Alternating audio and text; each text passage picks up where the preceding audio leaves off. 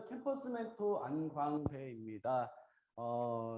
오랜만에 선생님들 이제 앞에 서는 것 같아요. 예전에는 연수나 강의를 통해서 선생님들 많이 뵀었는데 코로나 때문에 이제 또 연수도 많이 없어지고 하다 보니까 선생님들 이렇게 또 뵙게 될 기회가 별로 없어서 많이 아쉬웠는데 또 오늘 이렇게 선생님들 앞에서 또 이제 저희가 연구하고 있는 내용들을 또 공유할 수 있게 돼서 정말 좋은 기회라 생각이 들고요.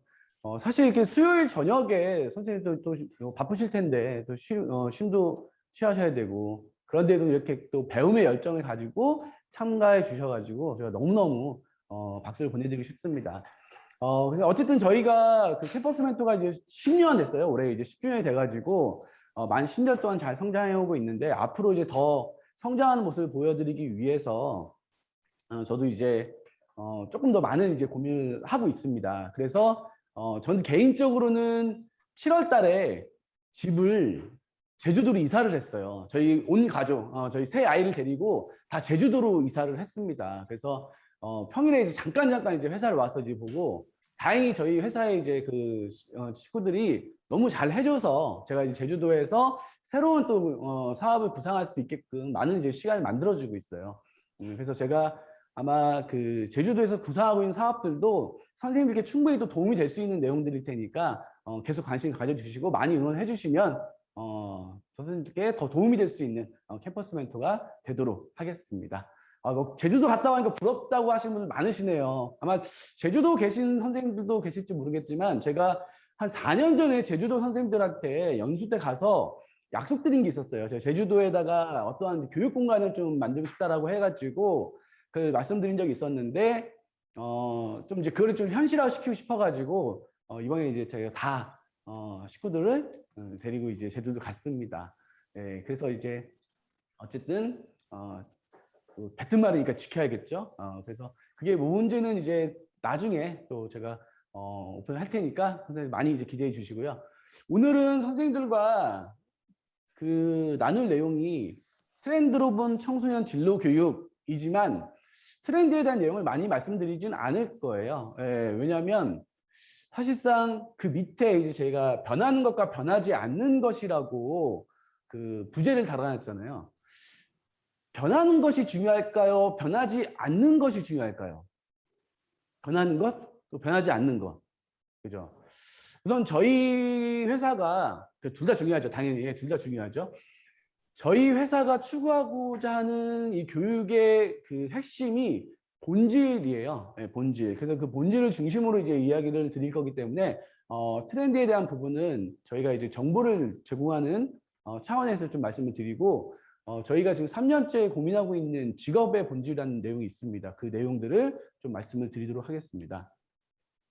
우선 진로 선생님들은 대부분 캠퍼스 멘토를 잘 아시고 또 저를 이제 인사를 또 하신 분들도 계시겠지만 또 오늘 저를 또 처음 본 분들 또 캠퍼스 멘토 잘 모르시는 분들도 계실까봐 간략하게 회사를 말씀드리면 캠퍼스 멘토는 올바른 진로 교육을 통하여 세상에 선한 영향력을 펼쳐나가는 진로 교육 전문 기업입니다라는 철학을 가지고 있습니다.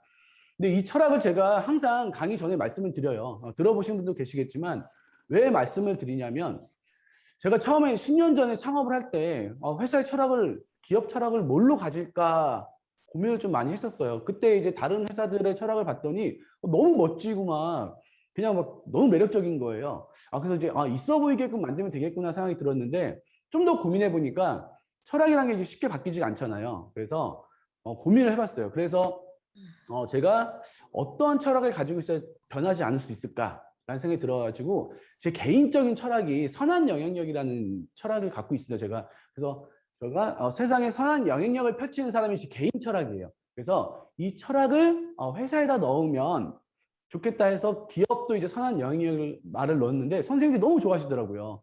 근데 저희 직원들도 이 선한 영향력이라는 철학이 좋아서 들어온 친구들이 많아요. 그러니까 뭐가 되냐면 선한 영향력이라는 기업 철학을 보고 들어온 친구들이 제 철학이 선한 영향력이다 보니까 저랑 잘 맞는 거예요. 철학이 잘 맞으니까. 그러니까 잘 안 나가요. 저는 뭐 올해 3개월 남았지만 제가 이제 감히 그렇게 말씀드려요. 자발적 퇴사자가 한 명도 없었다. 올해 저희 회사에선 자발적 퇴사자가 한 명도 없었다. 이건 사실상 중소기업, 저희같이 이제 작은 중소기업에서는 굉장히 자부심이 강한 이야기거든요. 워낙 이제 요즘에 뭐 평생 직장이라든가 또 이제 중소기업에서 이직이 많잖아요. 그런데 캠퍼스 매니저 직원들은 이직을 안 합니다. 자발적 퇴사자가 없어요. 그만큼 철학이 잘 맞기 때문에. 그래서 우리 아이들도 어떤 기업을 선택하거나 직업을 선택할 때 본인의 철학과 그 기업, 직업이 갖고 있는 철학이 잘 맞는지를 굉장히 중요하게 봐야 될 거고요. 그래서 아이들이 지금 철학이 없다면 그 철학을 만드는 데 굉장히 많은 노력을 해야 된다 말씀드리고 싶어서 회사의 철학을 먼저 말씀을 드렸습니다. 그리고 저는 이제 뭐 아시는 분들은 아시겠지만 뭐 캠퍼스 멘토를 창업한 대표고요. 많은 분들이 처음에는 캠퍼스 멘토가 뭐 하는 회사지라는 그 질문을 많이 해주셨어요. 근데 저도 이걸 어떻게 풀어야 되지? 라고 좀 고민이 됐었어요. 왜냐면 저희가 공교육도 아니고 그렇다고 또 사교육도 아니고 그 중간에 껴있다 보니까 저희가 정부에서 어떤 지원을 받을 때도 너희들이 어떠한 그 사업을 하는지 내가 정의를 못 내리겠다. 그래서 산업 분류표에 저희가 안 들어가더라고요. 그런데 인터뷰를 하다 보니까 기자분들이 좀 이런 또 얘기를 써주시더라고요. 그래서 공교육을 완성하는 디테일이라는 또 말도 써주시고 그리고 이제 공교육 디테일을 살려주는 대안교육이라는 말도 써줘서 우리가 저렇게 이제 비칠 수도 있겠구나라고 이제 생각이 들어서 제가 이제 회사에 뭐 어떻게 보면 미션을 이제 공교육의 파트너로 이제 정해서 가고 있습니다. 제가 이제 조금 욕심을 더 내서 많은 컨텐츠를 좀 개발하고 싶은데 회사 내부에는 또 이제 해야 될 일들이 있잖아요. 주어진 일들이. 그런데 저희가 열심히 하다 보니까 외부에서 저희한테 나도 이런 생각을 갖고 있는데 나도 이런 컨텐츠를 가지고 있는데 이런 것들을 좀 제안하시는 분들이 많아지시더라고요. 그래서 저도 이제 많은 이제 이야기를 통해서 좋은 분들과 더 함께 하고 싶어가지고 이제 연구소를 만들고 있습니다. 그래서 위에 보시는 진로문해 컨텐츠 연구소가 이제 아산에 저희 윤세한 박사님이라는 분이 계시는데 아산에 지금 설립이 되었고요. 그리고 이제 미국에도 저희 연구소가 설립이 됐습니다. 그래서 이 임태훈 교수님이라는 분은 현재 그 휴스턴 대학에서 이제 경영학을 가르치는 교수님이세요. 전문 교수님이신데 저희의 철학을 굉장히 이제 공감하셔가지고 역할을 같이 하고 싶다라고 하셔서 한국에 잠깐 들어오셔가지고 저희가 이제 위촉식을 했었고요. 그리고 부산에는 또 이제 그 취업교육 전문가신데요. 예, 저희 하정필 소장님이 스스로 진로교육 연구소를 또 만드셔서 또 많은 콘텐츠를 개발하고 계시고요.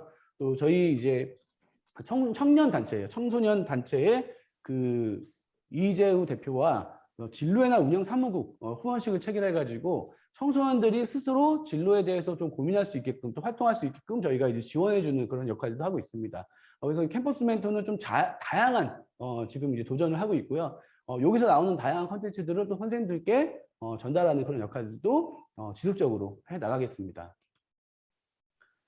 자, 이제 제가 이제 본격적으로 이제 강의에 들어갈 때, 아까 말씀드렸던 것처럼 이제 변하는 것과 변하지 않는 것을 말씀드릴 건데, 변하는 것은 당연히 트렌드겠죠. 트렌드는 이제 변하니까. 그런데 우리가 3년 정도 트렌드를 한번 분석을 해봤어요. 우리나라에서 연말만 되면은 매년 이제 그 다음 해에 이슈가 될 만한 트렌드들을 분석하는 책들이 많이 나오고, 그런 전문 기관에서도 이제 연구 용역들이 많이 이제 나오는데요. 제가 이제 그렇게 나오는 수많은 트렌드 중에서 어떤 것들이 청소년 진로 교육과 연결될까를 이제 많이 이제 고민했어요. 저희가 3년 전에 전국을 다니면서 한번 그 강의를 이제 연수를 한번 했었었는데 그때 제가 2019년 트렌드에 대해서 말씀을 드렸었어요. 그래서 들으신 분도 계시겠지만 2019년도에는 마이사이더라는 이제 트렌드가 이제 등장을 합니다. 그래서 제가 이제 뒷부분에 설명해 드릴게요. 어떤 내용인지. 2019년도에 마이사이더가 등장을 하고 2020년에도 다양한 트렌드가 등장했는데 그럼 마이사이더는 어떻게 변했을까를 다른 트렌드를 봤더니 2020년도에는 업글인간이라는 또 트렌드가 이제 나오더라고요. 이게 되게 연결이 잘 되더라고요. 그래서 2019년에는 마이사이더, 2020년에는 업글인간이 나왔는데 과연 이 마이사이더와 업글인간이 2021년에는 또 어떻게 변했을까를 트렌드를 분석해 봤더니 2021년도에는 인플루언서 불이라는 또 키워드가 나오더라고요.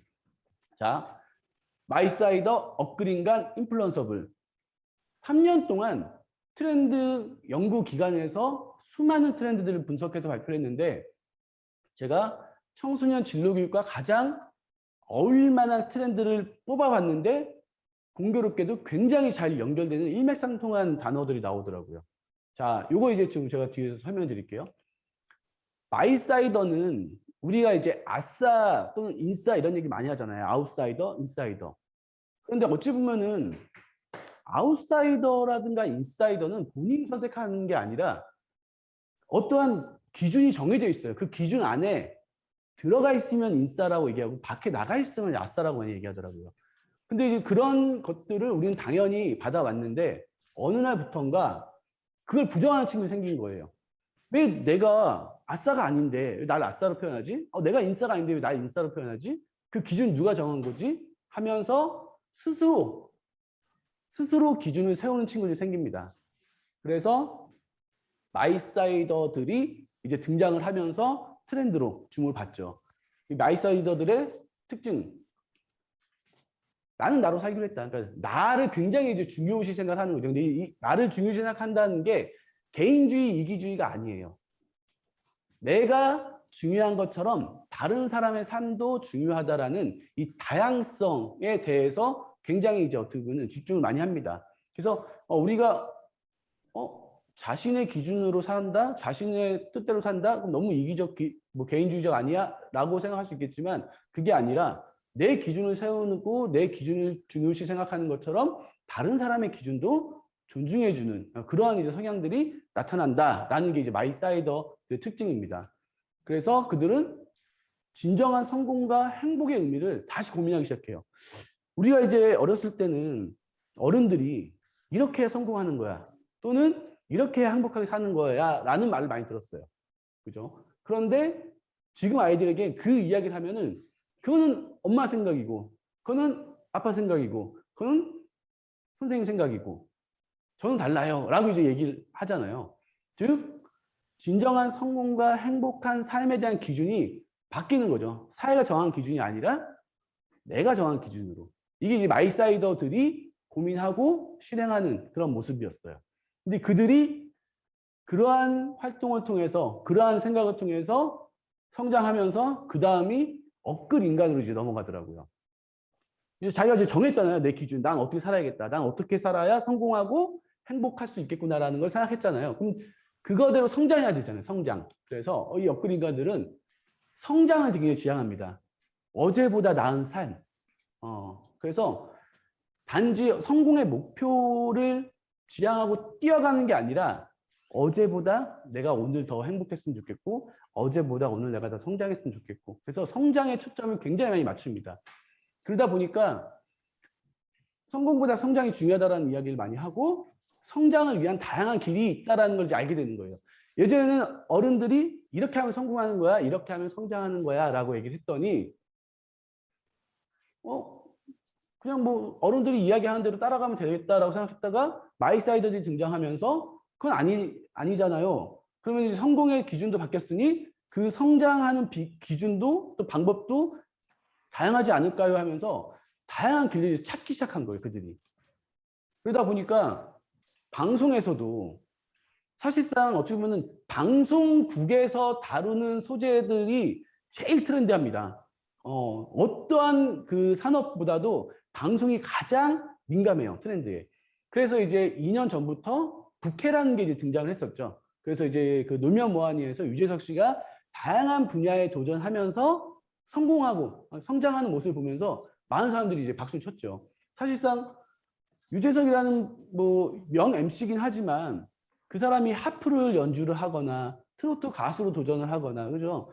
다양한 영역에 도전하는 모습을 보면서 사람들이 열광을 하고 그 부캐가 성공하는 모습을 보면서 나도 할 수 있겠네 라는 이제 생각들이 계속 이제 투영이 된 거죠.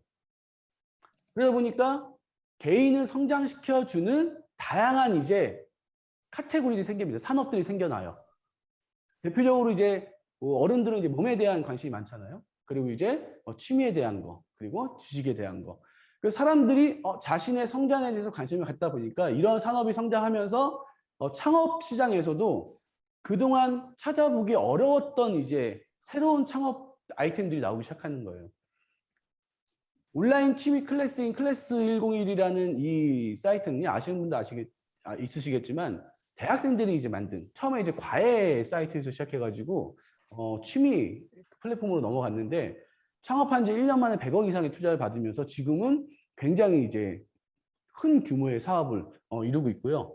또 요게 이제 그 트레바리라는 그 회사는 책을 같이 읽어주는 회사예요. 사실상 우리는 독서라고 하면은 책을 읽는다고 하면은 조용히 혼자 앉아서 이 책을 읽잖아요. 근데 이쪽의 그 사업 모델은 어떠한 이제 그 사회적 영향력이 있는 사람이 내가 이 책을 같이 나누고 싶은데 나랑 이 책 같이 읽을 사람 신청하세요 하면은 그 사람과 그 책에 대해서 같이 논의하고 싶은 사람, 옛날에 독서 토론 같은 거죠. 논의하고 싶은 사람들이 모여요. 근데 그 가격이 만만치가 않습니다. 저도 이제 마음에 드는 책과 마음에 드는 이제 그 방장이 있어서 신청을 하려고 들어갔는데 책 한 권 읽는데 32만 원 내라고 하더라고요. 32만 원.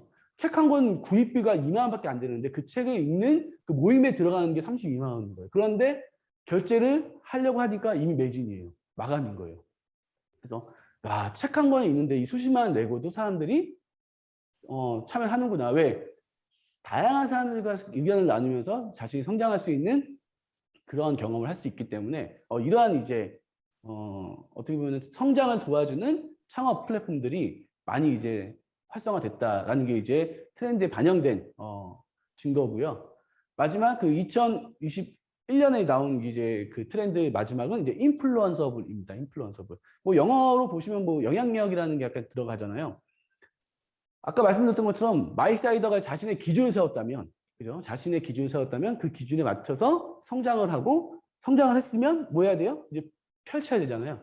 그래서 이제 자신이 영향력을 펼치는 이제 사람들이 이제 많이 등장해 합니다. 어찌 보면은 우리가 이제 뭐 1세대 유튜버들이 막 그런 역할을 했지만 최근에는 그런 1세대 유튜버들과 좀 다른 분들이 좀 많이 각광을 받아요.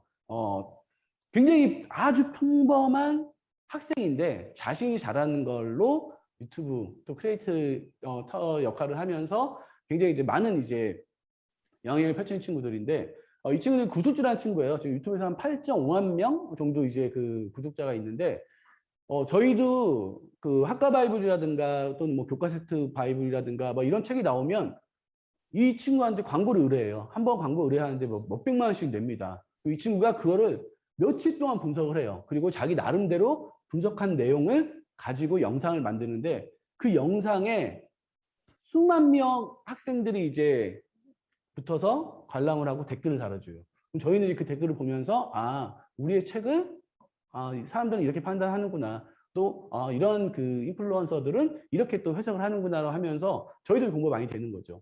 그러니까 평범한 대학생인데 그 친구가 또 자기 영향력을 발휘해서 이런 이제 굿즈를 만들면서 팬덤을 이제 보유하고 이제 가는 거죠. 이 친구도 마찬가지로 내가 회사 생활을 하면서 과연 아파트 한 채라도 살 수 있을까? 최근에 이제 부동산이 워낙 이제 이슈잖아요. 그러니까 이 친구도 내가 잘할 수 있는 게 생겼는데 내가 잘할 수 있는 걸로 좀 다른 역할을 해봐야겠다라고 해서 이제 그 유튜버 이제 크리에이터 활동을 하는데 지금 이제 여러 가지 직업이 있고 연소도 3억. 그러니까 이런 모습을 보니까 우리 아이들도 저 사람도 평범한 사람이었는데 나랑 별반 다를 것 같지 않은데 라고 하면서 자신들도 성장해서 성장한 모습으로 영향력을 펼치고 싶어하는 친구들이 많아지는 거예요. 즉 어찌 보면 새로운 직업 안에서 이렇게 뭐 트렌드가 적용이 된다고 생각할 수 있겠지만 제가 이제 이 트렌드들을 말씀드렸던 이유가 뭐냐면 우리 아이들 지금 10대 청소년들 있잖아요. 우리 아이들은 이런 분들이 이런 친구들이 너무 익숙한 거예요. 그렇기 때문에 본인이 이러한 새로운 직업을 갖지 않더라도 자신의 직업, 자신의 일에 대해서 가치관이 이제 계속 변하는 겁니다. 그래서 그 가치관을 변화시킨 사람들을 이제는 신인류라고 얘기를 해요. 새롭게 일을 하는 사람들. 그러니까 이거를 이제 선생님들도 자녀를 키우시는 분들도 계실 거고 또 학생들을 가르치시는 분들이 많이 있으시니까 그랬을 때 이해를 하셔야 되는 거예요. 이제 기존 직업도 새롭게 일하는 방식을 고민해요. 왜 회사는 9시에 출근해서 6시에 퇴근해야 되지? 왜 월, 화, 수, 목, 금을 가야 되지? 왜 주어진 일을 해야 되지? 그러니까 기존에 익숙한 직업이었는데도 불구하고 이러한 가치관과 이러한 경험과 이러한 사고로 성장해온 친구들 입장에서는 기존 직업을 바라볼 때도 좀 다르게 바라본다라는 거죠. 그래서 그들의 이제 문화와 그들의 변화를 이해를 해야 진로 교육이나 또 이제 직업에 대한 가이드를 조금 더 이제 편하게 전달을 해줄 수 있다라는 거죠. 그래서 이제 우리 아이들은 이제 정해져 있는 길을 가는 정형화된 주류보다 어디를 튈지 모르는 신인류가 훨씬 마음을 이제 설레게 하기 때문에 굉장히 이제 이런 쪽으로 동경을 많이 한다라는 거죠. 그래서 우리도 어쩌면은 지금 진로 교육이 시작한 지 한 10년 됐잖아요. 그래서 진로 교육을 아이들에게 또 직업 교육을 아이들에게 전달할 때 이러한 이제 내용들을 좀 반영을 해서 좀 고민을 하면 좋겠다라는 생각이 들어서 제가 트렌드에 대한 말씀을 좀 드렸습니다. 자, 그러면 이제 좀 제가 더 힘을 주고 싶어서 조금 더 양을 더 많이 갖고 온 부분이 바로 이 뒷부분입니다. 변하지 않는 것. 네, 변하지 않는 것인데 변하지 않는 거 뭘까요? 변하지 않는 것이. 어찌 보면은 제가 강의 때 가장 많이 이제 하는 단어일 수도 있겠는데요. 저는 변하지 않는 것을 이제 본질이라고 얘기를 해요. 본질. 그죠? 변하지 않는 성질을 보통 본질이라고 하잖아요. 그래서 이 변하지 않는 것이 뭘까라고 했을 때 아주 중요한 것들은 안 변하더라고요. 아주 중요한 것들은. 그죠? 예를 들면 부모 자식 간의 사랑, 그죠? 친구 간의 우정, 나의 건강과 나의 행복 같은 인간의 기본적인 욕망과 욕구들은 너무너무 중요한 거라서 안 변해요. 안 변해. 그죠?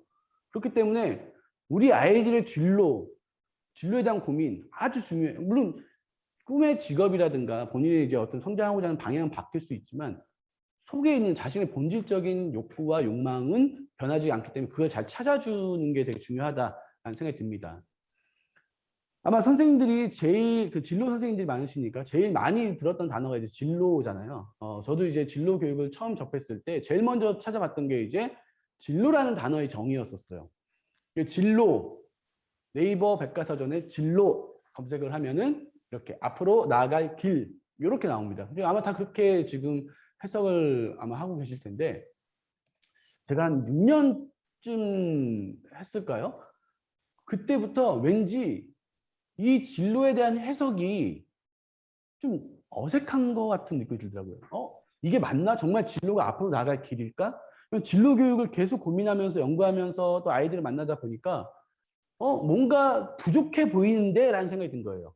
그래서 어찌 보면 이 진로가 앞으로 나갈 길이 아닐 수도 있겠다. 완성되지 않았을 수도 있겠다는 생각이 들어서 저희 회사에 아까 저희 그 연구소 소장 중에 이제 그 문해 컨텐츠 연구소 만드신 윤세한 박사님한테 의뢰를 했어요. 그분은 한 30년 이상 이제 이 한문을 좀 많이 공부하셨던 분이기 때문에 박사님한테 진로가 이렇게 해석이 돼 있는데 이게 저는 좀 아닌 것 같아서 박사님께서 한번 좀 이거 풀어주셨으면 좋겠다라고 이제 의뢰를 드렸더니 박사님이 이런 걸 풀어달라는 얘기는 처음 들어봤지만 재밌겠다 해서 이제 풀어보셨는데 이 진로 두 글자 푸시는데 거의 일주일 걸리셨대요. 왜냐하면 상형 문자까지 찾아 들어갔는데 뭐 금속학도 되게 다양한 해석들이 있잖아요.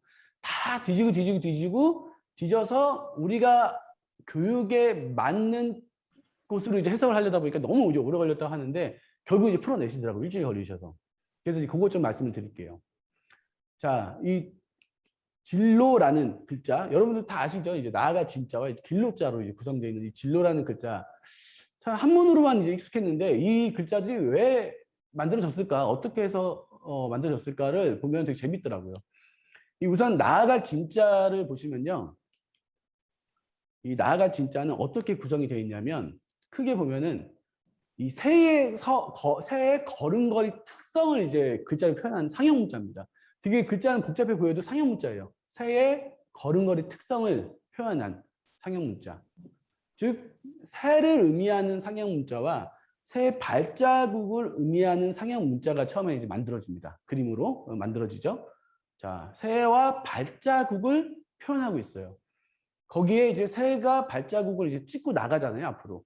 나가는 그 길을 의미하는 상형 문자까지 이제 합쳐집니다. 그래서 이제 지금의 나아가 진짜와 구성이 비슷해졌죠. 즉, 새가 나아가는 길을 이제 의미하는 건데, 자, 새가 앞으로 나아간다라는 거, 이게 뭘까? 자, 저는 또 여기서 되게 신기했었어요.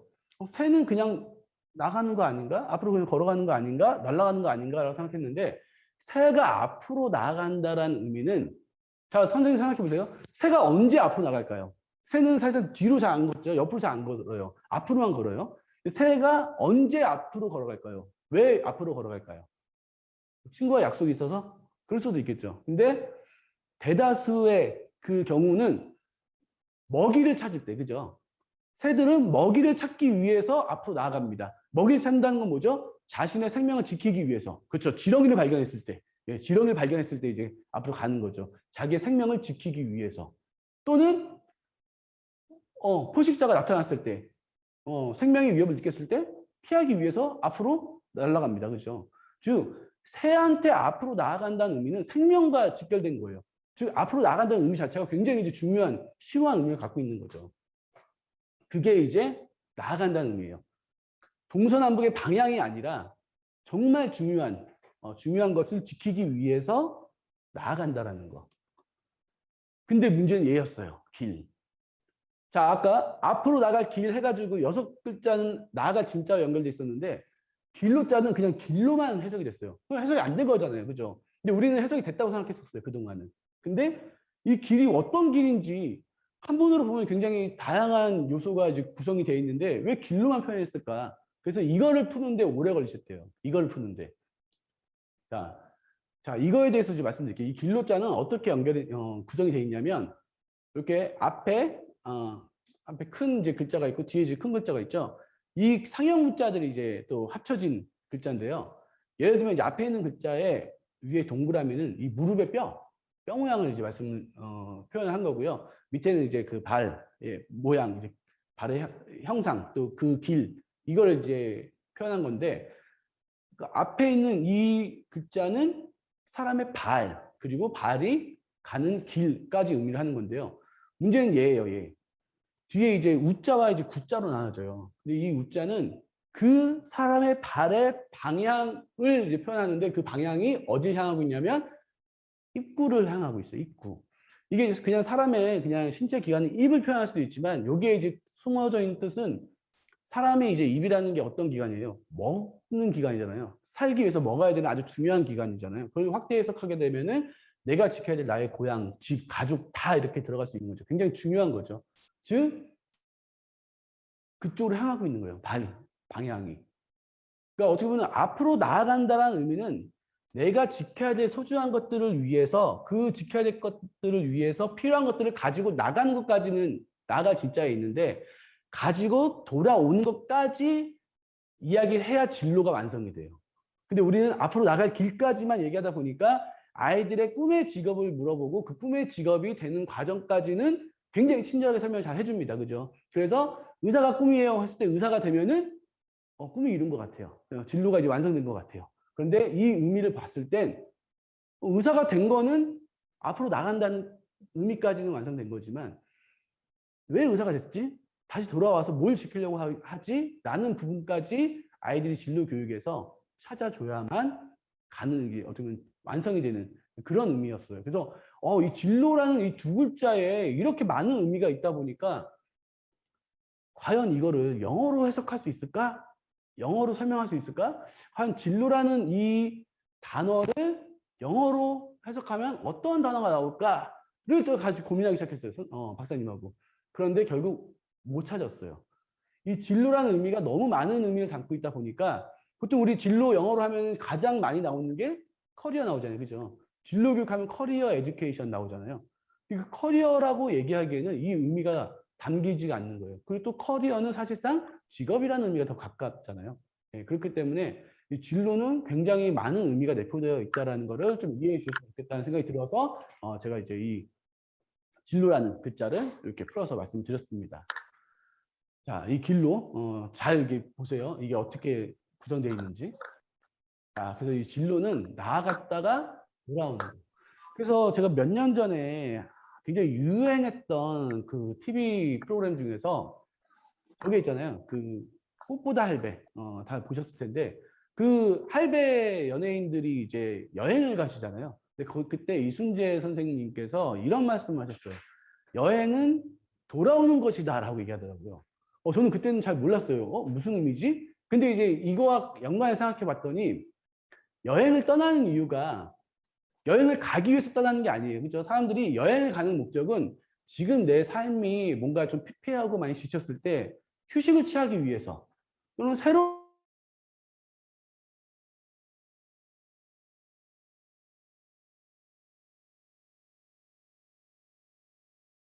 와서 내가 지금 필요한 것들을 채우기 위해서 가는 거잖아요. 그래서 진로도 마찬가지로 그런 의미로 해석해 주시면 좋을 것 같다라고 해서 말씀을 드렸고요.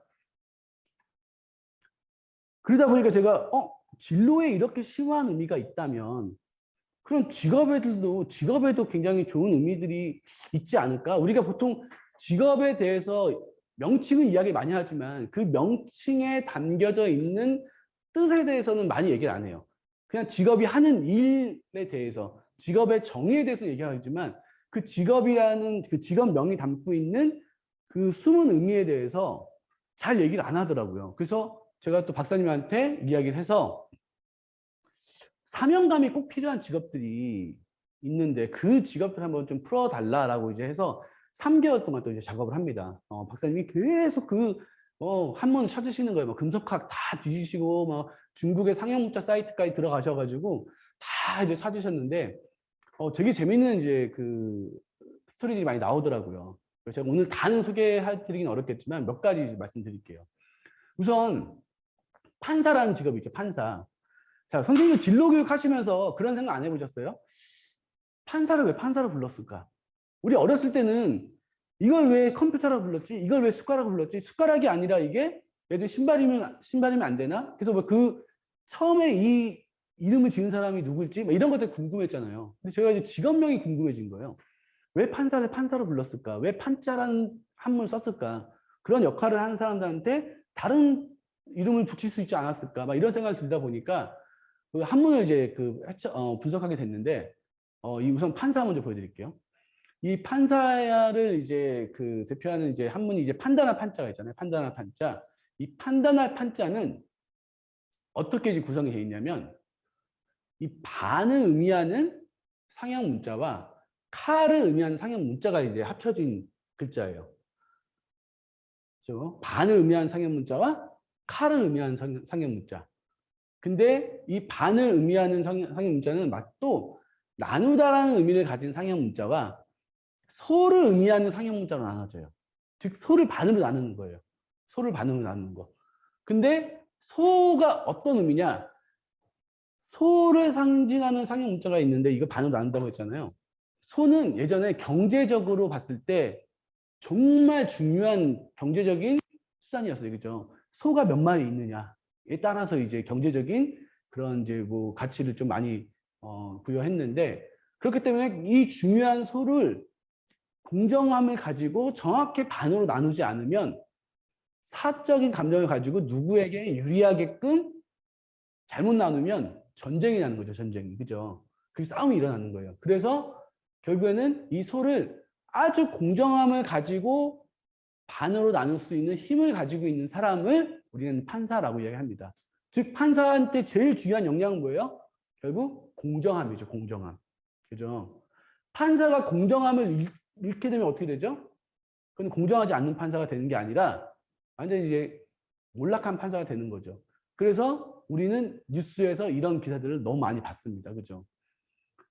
저도 이제 몇 년 전에 우리 뭐 국정농단도 있었고 사법농단도 있었고 이런 걸 보면서 이 뉴스에 나왔던 사람들이 이 뉴스에 나오기 전까지만 해도 어렸을 때부터 신동소리를 듣고 굉장히 남들과 다른 엄청난 엘리트의 환경 속에서 승승장구를 했었는데 그들이 그 직업에서 꼭 필요한 역량을 가지지 못했거나 그 역량을 발휘하지 못해서 몰락하는 걸 보면서 과연 저 사람들이 판사가 꿈이었다고 했을 때 지금 저 뉴스에 나온 저 사람들에게 꿈을 이뤘다고 말할 수 있을까?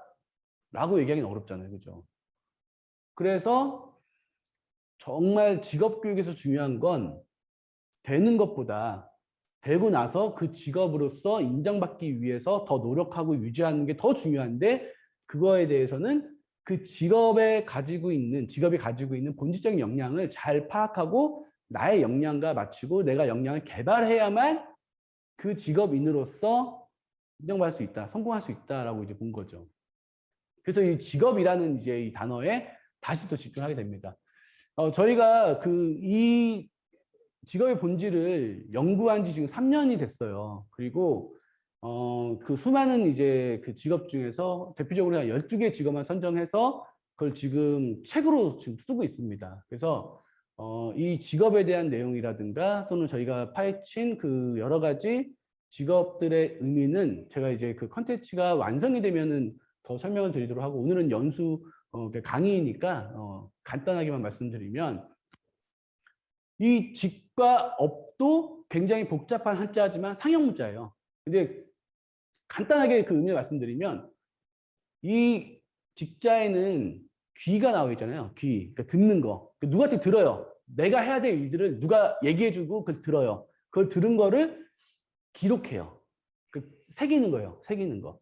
근데 이 일을 누가 주냐면, 예전에는 관직이라고 해서 이제 왕이 줍니다. 그러니까 이 직업은 내가 선택하는 게 아니라 내가 어떤 일을 해야 하는지를 왕이 이제 내려주는 거였죠. 옛날에 직업의 이제 그 의미는, 관직은 이제 그런 의미였었어요. 그리고 이 업에 대한 의미는 뒤에 이제 제가 한번 비슷한 게 나와가지고 설명을 드릴 건데, 그걸 유지하는 거예요. 나한테 부여받은 업무, 임무, 직업에 대해서 그거를 유지하고 실행할 수 있는 그 힘이 이제 어떻게 보면 그 역할이 이제 업에 담겨져 있더라고요. 그래서 이 직업은 내가 하고 싶어서 선택하는 그게 아니라, 내가 지금은 이 왕이 없으니까 사회에서 필요한 것을 임무를 부여받고 그거를 충실히 실행하는 게 이제 직업인 거죠. 자, 근데 이제 그럼 직업이란 무엇일까 이제 고민을 많이 하게 되죠. 그럼 이제 직업을 설명할 때 가장 많이 흔히 생각하는 게 이제 어떤 경제적인 가치잖아요. 경제적인 가치로 이제 직업의 어떤 가치도 이제 많이 판단을 하는데, 근데 그렇게 따지다 보니까 또 문제가 되는 거예요. 그 직업의 경제적 가치를 부여하다 보니까 잘못된 직업인들이 쏟아지기 시작해요. 그죠? 의사들 같은 경우 돈벌이로 환자를 생각해가지고 대리수술을 하거나 정말 의료사고를 내는 의사들이 많이 발생하고, 또 최근에도 많이 이슈가 되고 있는 공무원들의 이제 부동산 투기, 그리고 이런 유튜버들이 자신의 영향력을 발휘해가지고 나쁜 범죄를 저지르고, 그리고 또 선생님들 중에서도 또 잘못된 생각으로 또 이런 또 실수를 저지르는 이런 분들이 어떻게 보면 직업을 가지고 있긴 하지만 그 직업인으로서 성공했다고 볼 수는 없잖아요. 특히 좀 제가 요즘에 가장 고민하고 있는 직업 중에 하나가 이제 이겁니다. 여기 뭐라고 써 있죠? 기레기 없는 세상에서 살게 해주세요라고 아이가, 그죠? 기도를 하고 있어요. 그러니까 어쩌면 기자를 기레기로 불린다는 건 그 기자 입장에서 얼마나 속상하겠어요. 근데 기레기로 불릴 수밖에 없는 또 그 상황을 봤을 때는 기자들도 많이 이제 고민을 해야겠죠. 그렇기 때문에 내가 왜 기자가 됐는지, 내가 왜 의사가 됐는지, 내가 왜 교사가 됐는지에 대한 본질적인 고민과 그 직업이 갖고 있는 본질적인 가치를 충분히 이제 고민을 많이 시키셔야 된다는 거죠. 그래서 저희는 직업의 본질을 찾아 떠나는 여행이라는 이런 테마를 가지고 이제 연구를 이제 시작하죠. 콘텐츠 개발을 이제 시작을 했는데, 우선 제가 이제 12가지 직업을 다는 소개해 드릴 수 없으니까 몇 가지만 이제 소개해 드릴게요. 제가 이제 그 한문을 풀고 나서 이걸 어떻게 아이들에게 전달할 수 있을까를 고민 많이 했어요. 처음에는 한문을 그대로 얘기했더니 다 한문 교육 같다고 좀 거부감이 심하더라고요. 그래서 이제 이 한문으로 푼 이 내용들을 작가들을 많이 만났어요. 디자이너도 만나고, 일러스트 작가도 만나고, 또 서양화 작가도 만나고, 또 동양화 작가도 만나고, 만화가도 만나고 했는데 너무 어렵다라는 거예요. 그래서 찾다 드로잉 작가님을 이제 한번 뵙고, 그분이 이제 여행 작가인데, 그분이 저희 이야기 듣고 나는 드로잉을 잘하는 여행 작가인데, 얘기를 들어보니 직업도, 우리 아이들에게 직업도 여행 아니냐. 그래서 한번 자기가 도전해보겠다 해가지고 이제 12가지 직업을 이렇게 그림으로 이제 드로잉으로 푸셨어요. 근데 이 소방관이라는 직업은 여기 보시면 큰 높은 2개의 빌딩에서 연기가 나고 있어요. 뭔지 아시겠어요? 예, 우리 9.12 테러, 2001년에 있었던 9.12 테러를 상징한 그 그림이고요. 거기 중간에 보면은 소방차 한 대가 다리를 건너고 있어요. 이 불을 끄고 사람들을 구하기 위해서 달려가는 이 소방차. 그 소방차에는 118이라는 이제 숫자가 써 있는데 118, 그 레더 118 팀의 실제 이제 출동 사진을 이렇게 그림으로 이제 표현한 겁니다. 근데 이 레더 118 팀의 이 출동은 마지막 출동이 됐어요. 그 내용을 이렇게 그림을 표현했는데 이건 제가 영상으로 한번 보여드리도록 하겠습니다.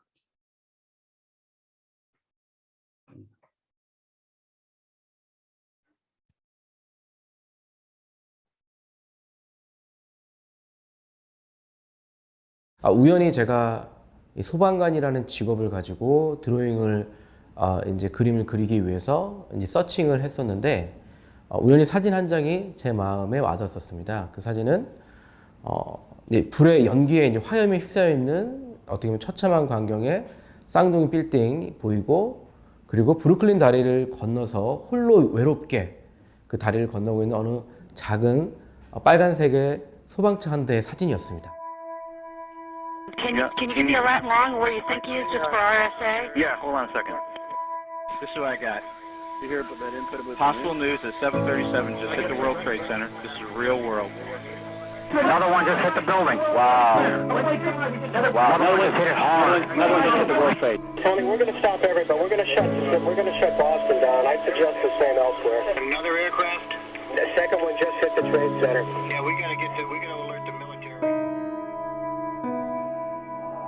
All those arrows you threw them away.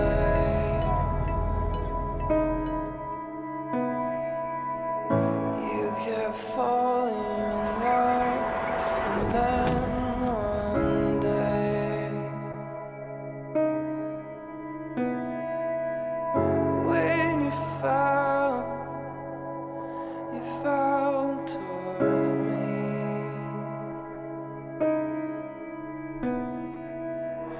When you crashed in the clouds, you found me.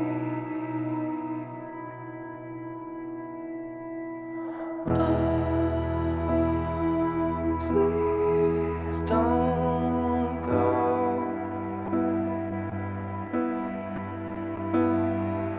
I want you so.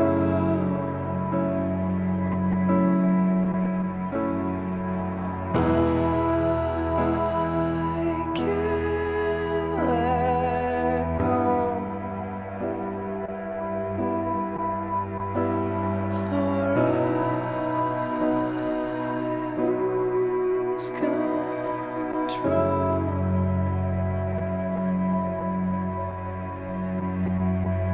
Get these left-handed lovers out of your way.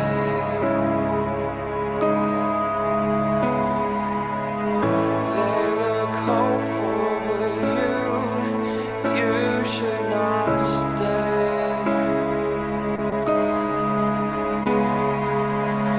If you want me to break down and give you the keys,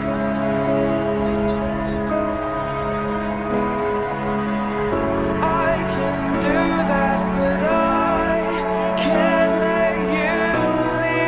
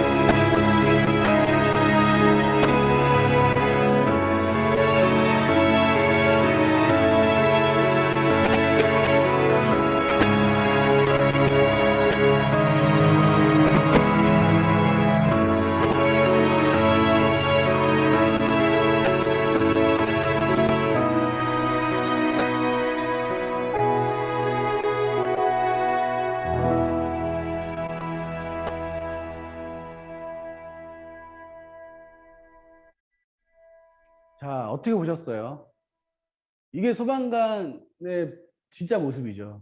자기가 마지막 출동이 될지도 모른다는 생각을 가지고 시민들을 구하러 간 그 모습. 근데 실제로 저희도 이제 소방관들을 만나서 책을 이제 썼었어요. 이제 인터뷰를 했었는데 그 모든 소방관들이 공통적으로 하는 이야기가 지금 내가 출동하는 이 출동이 마지막 출동이 될지도 모른다는 생각을 항상 갖는다고 하더라고요. 그런데 우리는 아이들에게 이제 그 소방관 이야기할 때 소방관이 되는 방법, 또 하는 일이라든가, 또 소방관의 복지라든가 연봉이라든가 이런 과정들을 조금 더 강조하고 있는 건 아닌가라고 좀 반성이 되더라고요. 제가 이제 좀 감명 깊게 읽었던 책 중에 하나가 이제 이 소방관의 선택이라는 책입니다. 실제로 이 표지에 나와 있는 이 소방관이 소방관으로 시작을 해서 이제 관리자까지 이제 올라간 영국의 이제 소방관인데요. 이 안에 사례 중에 이런 내용이 나오더라고요. 아주 긴 터널에서 큰 폭발 사고가 났어요. 그래서 많은 사람들이 다치고 차량들이 이제 훼손이 됐었어요. 그리고 이제 그 사람들을 구하기 위해서 소방관들이 출동을 해가지고 그 긴 터널 안으로 뛰어 들어갑니다. 근데 그때 이제 첩보가 들어와요. 수분 후에 2차 폭발이 일어날 수도 있기 때문에 들어갔던 이 구조대원들, 소방관들을 빨리 복귀시키라는 그 전문가들의 이제 의견이 이제 나옵니다. 이 책의 주인공인 이 지휘관이 고민을 하게 돼요. 어찌 보면은 지금 당장 폭발할지도 모르는 긴 터널 안에서 자기의 대원들을 철수시키기 맞잖아요. 근데 그 대원 중에 한 명이 무전을 보냅니다. 내가 지금 여기서 빠져나오지 못하는 이 10살짜리 여자아이를 발견했는데 차 아래 깔려있다. 근데 내가 지금 이제 힘으로는 끌어낼 수 없으니 절단기를 갖다 달라. 절단기를 갖다 주면 이 아이를 구해서 나갈 수 있다. 라고 해서 지휘관한테 무전을 칩니다. 이 지휘관 고민을 합니다. 평소 같으면 당연히 다른 부하를 시켜서 절단기를 가지고 뛰어 들어가게 했겠죠. 그런데 그 전문가들이 1, 2분 뒤에 폭발이 일어날 것 같으니 빨리 이제 대피를 시키라고 했는데 그 상황에서 이런 무전을 받았을 때 만약에 여러분이 지휘관이라면 어떤 결정을 하게 될까요? 이게 실제로 있었던 실화입니다. 만약에 여러분이 이 지휘관이었다면 그 10살 아이를 구하기 위해서 다른 대원에게 절단기를 가져다가 주라고 시켰을까요? 아니면 그 아이를 포기하고 나와라 라고 했을까요? 왜냐하면 절단기를 갖다 주는 그 대원까지도 위험할 수 있잖아요. 너무 긴 터널의 중간 지점이기 때문에 갔다가 나올 수 없을 수도 있잖아요. 그죠? 여러분이라면 어떤 선택을 했을까요? 실제 이 소방관은 그 절체절명의 순간에서 결국 절단기를 들여보내지 않습니다. 왜냐하면 절단기를 가지고 들어가는 그 소방관도 누구의 가족이고 누구의 아빠고 누구의 아들일 테니까 나의 부하의 생명도 소중하다고 느꼈기 때문에 결국은 들여보내지 않아요. 그리고 그 여자아이를 구하기 위해서 무전을 쳤던 소방관에게 다시 명령을 내립니다. 절단기를 들여보낼 수 없으니 아이를 놓고 나와라. 우리도 가슴이 아프지만 지금 상황에서는 그게 최선이다. 놓고 나와라 라고 이제 지시를 합니다.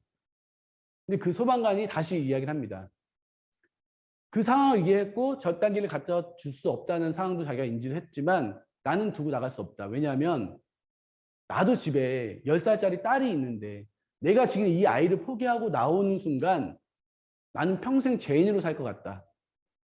그래서 내가 어떻게든 내 힘으로 이 아이를 구해서 나갈 테니 좀만 기다려 달라라는 이제 무전을 칩니다. 그리고 1분 후 폭발이 일어나서 결국 그 아이와 소방관은 같이 사망하게 됩니다. 저는 이제 이 책에서 그 내용을 읽고 나서 굉장히 충격을 받았어요. 우리가 소방관이 돼보진 못했지만 우리가 그동안 소방관을 아이들에게 알려줄 때 과연 이 가장 최고의 순간, 그 직업인으로서 최고의 순간에서 어떠한 결정을 내리게 될까에 대한 고민을 해볼 수가 없잖아요. 근데 이 책을 통해서 간접 경험을 하다 보니까 모든 직업이 다 그런 상황이 있을 텐데 이런 상황을 아이들에게 그래도 가장 가깝게 전달할 수 있다면 그것이 직업 교육에 있어서 가장 어쩌면 올바른 직업 교육이 아닐까. 우리 아이들에게 직업의 본질을 알려줄 수 있는 가장 좋은 방법이 아닐까라고 해서 직업의 최고의 순간들을 좀 찾아보자라는 이제 생각을 좀 하게 됩니다. 자, 이건 다른 직업인데요. 선생님들 이제 좀 한번 맞춰보세요. 채팅으로. 누가 한 얘기일까? 이게 어떤 직업인이 한 얘기인데요. 누군가는 반드시 해야 하는 일이었습니다. 만약 죽음에 내몰린 아이들을 못 본 채 죽게 만든 일이라면 바로 옷을 벗겠습니다. 자, 과연 이 이야기를 한 사람은 어떠한 직업을 갖고 있었을까요? 자, 한번 유추해 보세요. 어떤 직업을 갖고 있는 사람이 이런 이야기를 했을까? 참고로 이 상황은 재판정에서 했던 이야기입니다. 아시겠어요? 어렵죠? 경찰은 아닙니다. 좀 비슷했어요. 네. 경찰과 좀 비슷한 직업일 수도 있어요. 의사 아닙니다. 경찰과 조금 비슷한 직업 뭘까요? 나오실 것 같은데 경찰과 비슷한 직업이라고 우리가 보통 생각할 수 있는 검사 아니고요. 지키는 거죠. 경찰, 변호사 아니면 지키는 거죠. 우리 국민의 소방관, 경비원 다 나왔는데 군인. 네, 우리 국민의 시민의 재산과 생명을 지키는 군인. 실제로 이 이야기를 한 사람이 누구냐면요. 6.25 전쟁 당시 이 러셀 중령이라는 분이 계세요. 이분이 이제 유모차 공수작전이라고 아마 여러분들도 검색하시면 많은 이제 이야기가 나올 텐데 이 러셀 중령이 1000명이 넘는 고아들을 서울에서 이제 키우고 있었어요. 보호하고 있었어요. 그런데 1.4 때 이후 중공군이 개입을 하면서 아이들을 이제 놓고 퇴각을 하라는 이제 상부의 명령이 떨어집니다. 그런데 이 중령이 판단했을 때 지금 내가 이 아이들을 놓고 간다면 이 아이들은 모두 죽게 될 텐데 나는 그럴 수 없다. 그래서 자신이 또 인연이 있는 이 딘 대령에게, 공군입니다. 이분은 이 딘 대령에게 연락을 해서 내가 아이들을 제주도로 피신시키고 싶은데 비행기가 필요하다. 혹시 비행기를 가지고 올 수 있냐라고 해서 딘 대령도 오케이, 그럼 내가 수송기를 가지고 가겠다라고 해서 이제 약속을 했어요. 그런데 어긋났어요. 이제 어떻게 보면 김포공항까지 아이들을 1000명을 데리고 와야 되는데 서울에서 인천까지 갈 수 있는 수단이 없는 거예요. 그래서 이 러셀 중령이 주변에서 다른 마을에서 작전을 펼치고 있었던 해병대에 찾아가서 자신의 이제 계급을 어떻게 무기로 상부에서 이 아이들을 피신시키라는 명령이 떨어졌으니 당장 이 트럭들을 가지고 아이들을 인천으로 피신시켜라 해서 10세대의 해병대 트럭을 가지고 이 1000명이 넘는 아이들을 인천으로, 김포공항이죠. 인천으로 피신시키고 거기서 이 딘 대령이 수송기에 태워서 제주도로 모두 이제 안전하게 이제 귀환시킵니다. 그리고 나서 나중에 군사재판에 회부가 돼서 이 러셀 중령에게 분명히 아이들을 놓고 퇴각을 명령했는데 왜 그거를 어겼냐라고 했을 때 이분이 아까 법정에서 그런 이야기를 한 거죠. 그리고 이분은 나중에 저희 나라에서 다시 추천해가지고 이제 훈장을 줬던 그런 이제 훈한 얘기인데 우리가 보통 군인을 생각하면 굉장히 용맹스럽고 막 싸움도 잘하고 힘도 세고 막 이런 모습을 생각하잖아요. 근데 군인의 본질은 지키는 거죠. 그죠? 우리의 시민과 국민의 소중한 생명과 재산을 지키는 그 마음이 군인이 가져야 될 가장 본질적인 능력인 거죠. 그죠? 역량인 거죠. 싸워서 이기는 역량이 아니라 지키는 역량. 이게 굉장히 중요한 역량이라는 게 제가 이제 이 사례를 통해서 볼 수 있었고요. 자, 이번에는 누가 남긴 말일까요? I'm so happy. 자, 이 말은요, 이 사람이 죽기 직전에 남긴 말입니다. 그 사람이 직업이 있는데 그 직업 현장에서 죽기 직전에 뱉은 말이에요. 자, 어떤 직업일까요? 어렵죠? 제가 힌트를 더 드릴게요. 이분이 남긴 유명한 말 중에 그가 방아쇠를 당기는 순간 나는 셔터를 눌렀다. 자, 어떤 직업일까요? 자, 이거는 조금 이제 유추하기가 쉽죠? 어떤 직업? 예, 작가, 사진작가 비슷합니다. 예, 사진작가 비슷합니다. 예, 기자, 예, 종군 기자. 예, 우리 예, 홍성훈 선생님 종군 기자 맞습니다. 이 이야기를 한 주인공은요, 아냐 나드랭 하우스라는 이 종군 여기자인데요. 실제로 아프가니스탄에서 그 현장에서 테러를 당해서 총격을 받고 이제 사망을 하는데, 그때 사망하기 직전에 동료에게 남긴 말이지, I am so happy. 나는 직업인으로서 정말 이제 이 많은 약자를 이렇게 전쟁 중에서 많이 만나잖아요. 그 약자들을 위해서 나는 이제 사실을 기록으로 남겼고 그걸 이제 세상에 알렸다라는 그런 보람과 가치를 가지고 생을 마무리했기 때문에 죽기 직전에 I am so happy라는 말을 할 수 있었던 겁니다. 근데 우리 아까 얘기했던 기레기들, 과연 지금 만약에 뭐 그러면 안 되겠지만 최후에 자신이 자기 직업에 대해서 그런 말을 할 수 있을까? 참 안타까운 마음이 좀 들었어요. 자, 이건 또 어느 직업인의 연설일까? 자, 누구의 연설일까요?인데요. 새로운 세상을 위해 함께 싸웁시다. 제대로 된 세상, 모두에게 일할 기회가 주어지는 세상, 청년들에게 미래를 제공하고 노인에게 안전을 제공하는 세상, 이런 기회들을 약속하는 척하며 짐승 같은 놈들은 권력을 키워왔습니다. 하지만 거짓말이었죠. 그들은 약속을 지키지 않았고 결코 지키지 않을 겁니다. 독재자들 본인은 자유를 누리면서 다른 사람들을 노예로 삼았습니다. 이제 우리가 싸워 그 약속을 쟁취할 것입니다. 이 세상의 자유를 위해 함께 싸웁시다. 자, 누가 이런 이야기를 했을까요? 이런 연설을 했을까요? 어떤 직업을 갖고 있는 사람이에요? 누굴까요? 정치가? 네, 정치가 아닙니다. 국회의원 아닐 거예요. 시민운동가 아닙니다. 굉장히 유명한 사람이에요. 여기 있는 분들 다 아는 사람이에요. 직업인을 떠나서 이 사람은 다 아는 사람이에요. 우리 뭐 예전 대통령도 나오고 목사님도 나오는데, 이 이야기를 한 사람은 바로 찰리 채플린입니다. 예, 찰리 채플린이 자신이 출연했던 독재자라는 영화에서 마지막 8분 동안 이제 연설을 해요. 후문에 의하면 이제 대본 없이 거의 했다라고 해요. 근데 그때 이제 그 독재자들의 어떤 그런 부조리를 영화를 통해서, 자신이 이제 배우였고 감독이었던 영화를 통해서 그 메시지를 세상에 전달한 거죠. 제가 이걸 왜 얘기했냐면요. 연예인이 지금 우리 아이들이 굉장히 이제 어떻게 보면은 희망하는 직업이잖아요. 근데 제가 가끔씩 아이돌을 꿈꾸는 친구들 만나다 보면은 그들이 왜 아이돌을 하려고 하는지를 이해를 못할 때가 좀 많아요. 단지 유명해지고 싶어서, 또는 돈을 많이 벌고 싶어서. 그런데 여기도 저희가 이제 좀 그 BTS 이제 해놨는데, BTS가 지금 전 세계적으로 열광을 하고 아미들이 굉장히 응원을 하고 하는 이유가, BTS가 본인들의 노래를 통해서 젊은이들의 어떤 마음을 굉장히 이제 대변해 주잖아요. 단지 누가 만들어 놓은 자극적인 뭐 멜로디를 가지고 인기를 끌기 위해서 노래하는 게 아니라, 실제로 본인들의 철학을, 또 대중들에게 주고 싶은 메시지를 자신들이 표현을 해서 노래를 담아가지고 했기 때문에 전 세계가 열광하는 거예요. 그러니까 연예인들은 자신의 철학과 자신의 주관과 메시지를 자신이 가지고 있는 재능을 발휘해서 전달하는 겁니다. 가수는 가수 노래로, 연기는 배우로. 그죠? 그렇기 때문에 연예인이 되고 싶어 하는 친구들은 왜 연예인이 되고 싶은지, 그 연예인들은 보통 영향력이 많은 사람들이잖아요. 유명인들이잖아요. 그렇기 때문에 그 연예인이 되고자 하는 본질적인 의미에 대해서도 좀 이야기를 해줘서 철학이 있는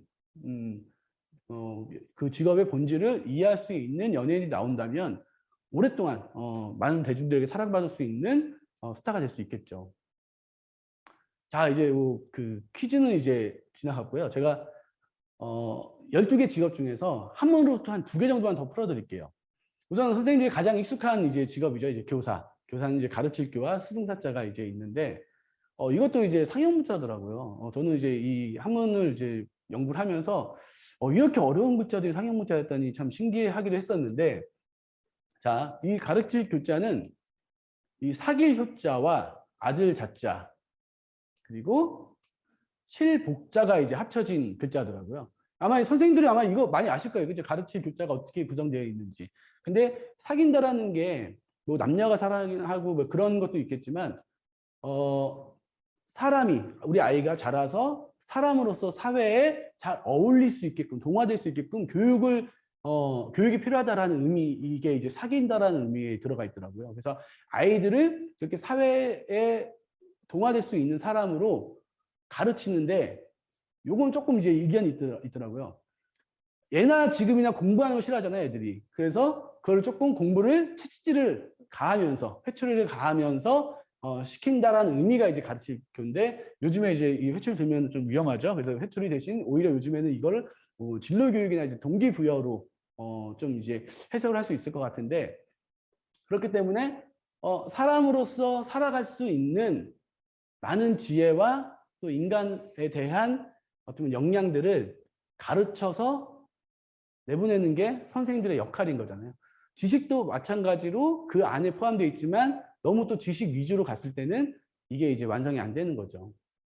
그리고 이 스승사자를 언덕태자와 둘을 잡자가 이제 합쳐진 글자인데요. 이 언덕에 둘을 잡자는 이제 깃발을 의미하는데요. 그 지역에서 가장 높은 언덕에서 깃발을 꽂고 있는 모습이 이제 이 스승사자예요. 그러니까 어찌 보면은 그 분야에서 최고봉에 오른 사람들만이 쓸 수 있는 사자입니다. 근데 재미있는 건 제가 이거 하다 보니까 우리 부모님들이 그 사자로 끝나는 직업 되게 좋아하잖아요. 그런데 그 수많은 사자 중에 스승사자를 쓸 수 있는 직업들이 몇 개 안 되더라고요. 교사, 의사, 간호사, 또 선교사, 그리고 요리사. 이 글자들 제외하고 그 직업들 제외하고는 우리가 흔히 알고 있는 회계사, 판사, 검사, 변호사는 스승사자를 안 써요. 아니 못 써요. 거기는 거의 일사자 아니면 선비사자를 씁니다. 즉 스승사자를 쓴다라는 건 그 직업에 대한 자부심을 굉장히 많이 가져도 되는 직업인 것 같더라고요. 그래서 그 교사를 봤을 때 저희가 가장 귀감이 될 수 있는 교사가 누굴까 봤을 때 이 헬렌 켈러를 이제 가르친 설리번 선생님이 생각나더라고요. 아마 이 헬렌 켈러와 설리번 선생님에 대한 이야기는 많이 아실 거예요, 그죠? 듣지도 못하고 보지도 잘 못하는 이 헬렌 켈러를 7살 때부터 대학을 가서까지도 또 사회운동을 할 수 있을 때까지 옆에서 꾸준하게 이 아이를 한 인간으로서 온전하게 세상을 살아갈 수 있게끔 도와준 이 설리번 선생님이 어찌 보면 그 가르칠 교자에 가장 이제 부합되는 분이 아닐까. 물론 다른 분들도 훌륭하신 교사도 많고 또 여기에 이제 참여하신 분들도 충분히 저는 이제 그 의미를 담을 수 있다고 느끼지만 가장 이제 대표적인 인물로 저희가 이제 설리번 선생님을 한번 뽑아봤습니다. 그래서 이제 어쩌면 지금 우리가 아무래도 이제 입시 위주의 교육을 좀 많이 하다 보니까 어쩔 수 없이 또 이제 지식 위주의 교육이 많이 진행되지만 교육의 의미는 그죠? 우리 아이들이 사람으로서 맨이 아니라 동물적인 사람이 아니라 휴먼으로서 그죠? 휴먼으로 사회적인 인간으로서 살아갈 수 있게끔 가르쳐야 된다는 게 이제 교자에 담겨져 있다라는 게 보여드렸고요. 다음은 이제 창업가입니다. 창업가. 제가 이제 창업을 했으니까 창업가를 좀 보여드리고 싶었는데 이 창업가는 시작할 창, 또 일업, 집가로 이제 구성이 돼 있죠. 근데 이 어려운 글자도 상형문자더라고요. 좀 신기했어요. 이 비롯할 창자, 시작하다는 의미를 갖고 있는데 칼로 뭘 뱄어요. 예를 들어 이제 나무 토막이라고 생각하시면 이 나무를 뱄어요. 왜? 뭔가 만들기 위해서 재료를 준비하는 거죠. 그죠? 그래서 어떻게 보면 이 창자는, 이 비롯할 창자는 원래 이 모습이었는데 여기에 이제 약간 그 창고라는 의미를 가진 상형문자가 이제 붙기 시작합니다. 왜냐하면 보관을 해야 돼요. 뭘? 여기 입구가 밑에 있죠. 중요한 걸 보관할 수 있는 그 장소를 만드는 게 창이에요, 창. 그래서 우리 보통 창업했을 때 이게 이제 맹자 때 처음 썼다고 하더라고요. 창업이라는 단어를. 그래서 그때는 나라를 세운다라는 의미로 창업을 했는데 지금은 이제 어떤 사업을 시작하거나 회사를 만들었을 때도 창업을 쓰죠. 근데 그만큼 이 창자는 되게 이제 중요한 이제 의미를 가지고 있는 거죠. 새롭게 시작할 뿐만 아니라 중요한 걸 이제 보관할 수 있는 그러한 이제 것을 만들 수 있는 어쩌면 1인 창업자하고는 좀 달라요. 그래서 이 실제로 창업에 들어가 있는 이 창자에서 느껴지는 것들은 사회에서 필요한 것들, 이 입구가 의미하는 사회에서 필요한 중요한 것들을 만들어서 보관할 수 있는 거를 시작을 한다는 의미고, 그거를 지킨다는 의미가 이제 유지한다는 의미가 이제 1업에서 이제 업자에 이제 나옵니다. 그래서 이 업자는 사실상 뭔가를 걸어놓는 그 걸쇠에서 이제 나온 상형 문자인데, 옷을 걸면 옷걸이고요, 농기구를 걸면 농기구 거리고요, 악기를 걸면 이제 악기 거리가 되는 거죠. 그러니까 어떤 게 걸리냐에 따라서 그 이제 역할들이 정해지는데, 아까 이제 우리가 직업에서 얘기했던 거 똑같은 거예요. 이제 부여받은 임무를 잘 지키는 거, 그걸 이제 이야기를 하는 건데, 그래서 이제 창업은 내가 사회에서 필요한 걸 이제 만들기 시작한다. 만드는 걸로 끝나는 게 아니라 그거를 지킨다. 그래서 사실 창업하는 사람들은 창업을 시작하는 것보다 창업을 유지하는 게 더 어렵다라고 얘기를 많이 해요. 네. 그래서 마지막으로 이제 집가짜, 집가짜까지 이제 하게 되면은 사실상 이제 창업가가 이제 완성이 된 거죠. 네. 그래서 이제 창업가를 가장 대표할 수 있는 분이 이제 뭐 지금 고인이 되셨지만 스티브 잡스가 아닐까라고 생각이 들고요. 그래서 제가 이제 이 직업에 대해서 또 한자로 이렇게 막 분석하다 보니까 지금 이렇게 선생님도 이제 써주셨지만, 이런 것들을 이제 그 한자의 의미를 분석하시는 분들이 굉장히 많더라고요. 근데 이제 그거를 어떻게 하면은 진로 교육과 연결시킬 수 있을까, 또 역량과 연결시킬 수 있을까 고민하면서, 네, 그것도 이제 책으로 쓰고 있어요. 그래서 아마 그게 겨울방학쯤 이제 보여드릴 수 있을 것 같습니다. 그래서 아마 그걸 좀 기대해 주시면 좋을 것 같고요. 이런 형태로 간호사도 이제 만들었고요. 공무원. 제가 이제 공무원을 표현하면서 어떤 이미지를 떠올릴 수 있을까 생각했을 때, 다른 직업들은 대표적인 그 위인들이 생각이 나는데 공무원은 딱히 생각이 잘 안 나더라고요. 그런데 최근에 이제 2년 동안 우리가 코로나로 굉장히 이제 힘들어하고 있잖아요. 근데 누구보다도 힘든 게 어쩌면 이 코로나와 관련된 이제 방역과 관련된 공무원들이 아닐까라는 생각이 들어서, 어떤 유튜브 영상에서 마지막에 어떤 공무원이 이제 태극기를 이렇게 들고 있는 모습을 봤는데, 그게 너무 인상에 남아서 제가 작가님한테 이제 특별히 이제 요청을 드렸어요. 그래서 공무원의 이제 그 노고도, 우리가 지금 공무원에 대해서 좀 안 좋은 인식도 많지만 이러한 노고도 잘 표현했으면 좋겠다라고 해서 이렇게 표현했고요. 그 과학자는 이제 아인슈타인을 또 표현했고, 물론 이 과학자라는 또 한문을 풀어보면 또 재밌는 게 많이 나오더라고요. 또 요리사도 마찬가지로 이게 대표적인 사람을 뭐 백종원 씨처럼 유명한 사람을 좀 이제 그분 뭐 요리 사학과를 불릴 수도 있겠지만 하려고 했다가 요리가 뭘까, 음식이 뭘까를 고민하다가, 각 나라마다 대표적인 음식이 있고 각 나라에서 대표하는 음식들은 그 나라의 문화와 역사를 가지고 있기 때문에 오히려 그걸 표현하는 게 더 좋지 않을까라고 해서 약간 이제 세계 지도에 그 나라의 대표적인 음식을 좀 이제 표현해달라고 이제 의뢰를 했는데, 어쨌든 요리라는 게 굉장히 중요하잖아요. 사실상 사람들의 건강과 생명과도 직결되기 때문에 요리도 맛있게 이쁘게 만드는 그 의미를 좀 뛰어넘었으면 좋겠다. 그래서 한 나라의 역사와 문화를 다 담고 있고 사람의 생명까지도 같이 이제 생각할 수 있는 그 직업이었으면 좋겠다라는 생각이 들어서 요리사를 이렇게 표현했고요. 이제 뭐 의사라는 직업, 뭐 너무 이제 중요한 직업이죠. 그리고 작가.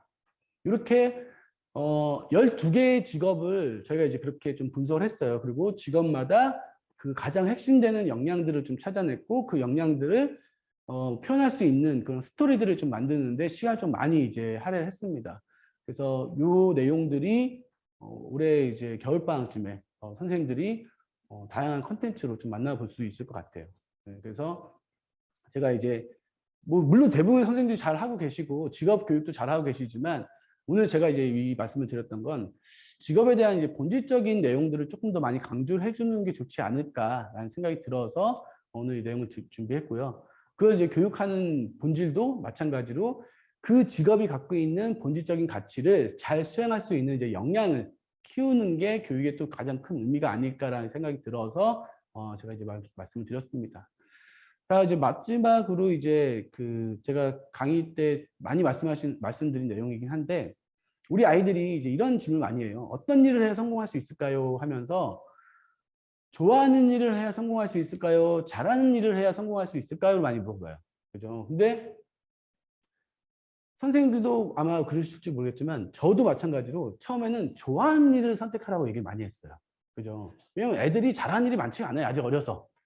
근데 좋아하는 일 선택하라고 하고 나서 제가 주변에 그 청년 창업가들을 봤더니 그들은 대부분 자기들이 좋아하는 일로 창업을 해요. 그리고 거기다가 잘하는 일로 창업을 합니다. 즉 좋아하기도 하고 잘하기도 하는 일로 창업을 하는데 그중에서 10명 중에 9명이 망해요. 자, 좋아하기도 하고 잘하기도 하는 일로 창업을 했는데 10명 중에 9명이 망한다. 그렇다면 이건 정답이 아닌 것 같아요. 그래서 오히려 10명 중에 9명이 망했지만 1명이 살아남았잖아요. 그 살아남은 사람들을 봤어요. 어떤 사람들이 살아남았나 봤더니 그 사람들이 공통점이 보였어요.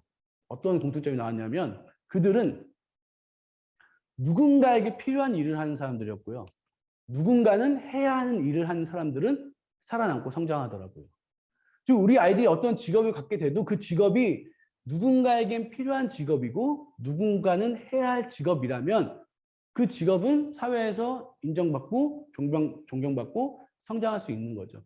단지 내가 좋아하고 나를 자랑할 수 있는 일을 직업으로만 선택한다면 그 직업이 갖고 있는 본질적인 의미와 가치를 충분히 이제 전달할 수는 없겠죠.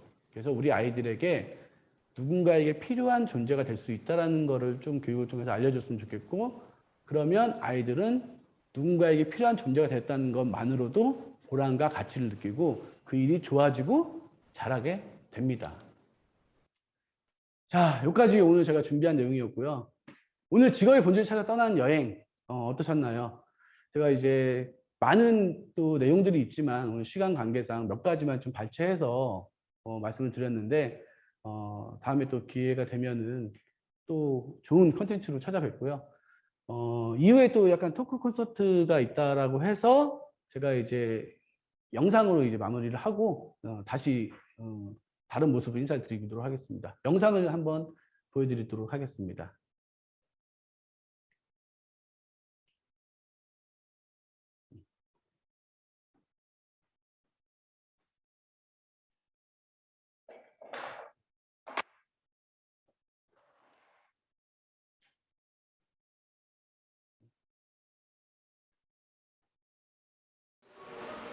진로감 서양에서는 커리어, 보케이션, 아니면 잡, 프로페션 띄는데 이런 거는 진로의 의미가 아니고 다 직업, 그렇죠. 자기가 해야 할 의무, 영역 이런 걸 하는데 진로라 하는 거는 이거는 미래지향적인 거예요. 무언가를 찾아가 나가는 거예요.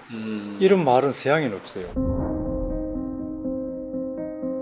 교육적인 이제 어떤 전달이 돼야겠죠. 활용 가치가 높아지고. 그러니까 이거 두 개를 만족시켜야 하기 때문에 사실 이게 작업 난이도는 상당히 높은 편입니다. 제가 스터디를 한 다음에 저희 팀 스터디를 하고 이거를 가지고 이제 스케치를 할 거예요. 연필로 이제 이렇게 해서 이제 어떻게 보면 설계도 같은 거죠. 그렇죠. 뭐 이렇게 비슷하게 해서 이렇게 해서 연필로 그림을 해서 이렇게 해서 드로잉을 할 거다. 그래서 진로 교육이라고 하는 것이 도대체 어떤 교육인가에 대한 그 정체성 문제에 있어 갖고 상당히 혼란까지는 아니지만 또 미정립 상태였거든요. 앞으로 나갈 길이라고 이제 생각하고 진로 교육을 해왔는데 어느 날부턴가 앞으로 나갈 길이 맞나라는 이제 생각이 들었어요. 고민하면 고민할수록 뭔가 이게 다 안 풀어진 느낌. 그걸 한자 쪽으로 한번 찾아보면 어떻게 했느냐. 한문은 그게 상형문자잖아요. 상형문자에는 그 본래의 의미를 담고 있거든요. 그 참 뜻을 왜 진로라 하는 글자를 갖고 이야기를 하는지 그 뜻을 알 수 있을 것다. 그 심적으로 고무됐어요. 왜 그런가 하면 이제까지 우리나라에서 그런 식으로 생각해 본 사람이 없었거든요. 사명감이 필요한 12가지 직업을 선정을 해서 한자로 풀었을 때 그 안에서 본질을 찾을 수 있을 것 같다. 과연 어떤 직업들이 있을까를 고민하기 시작했고 그러면서 들었던 생각이 그렇다면 왜 판사로 불렀을까?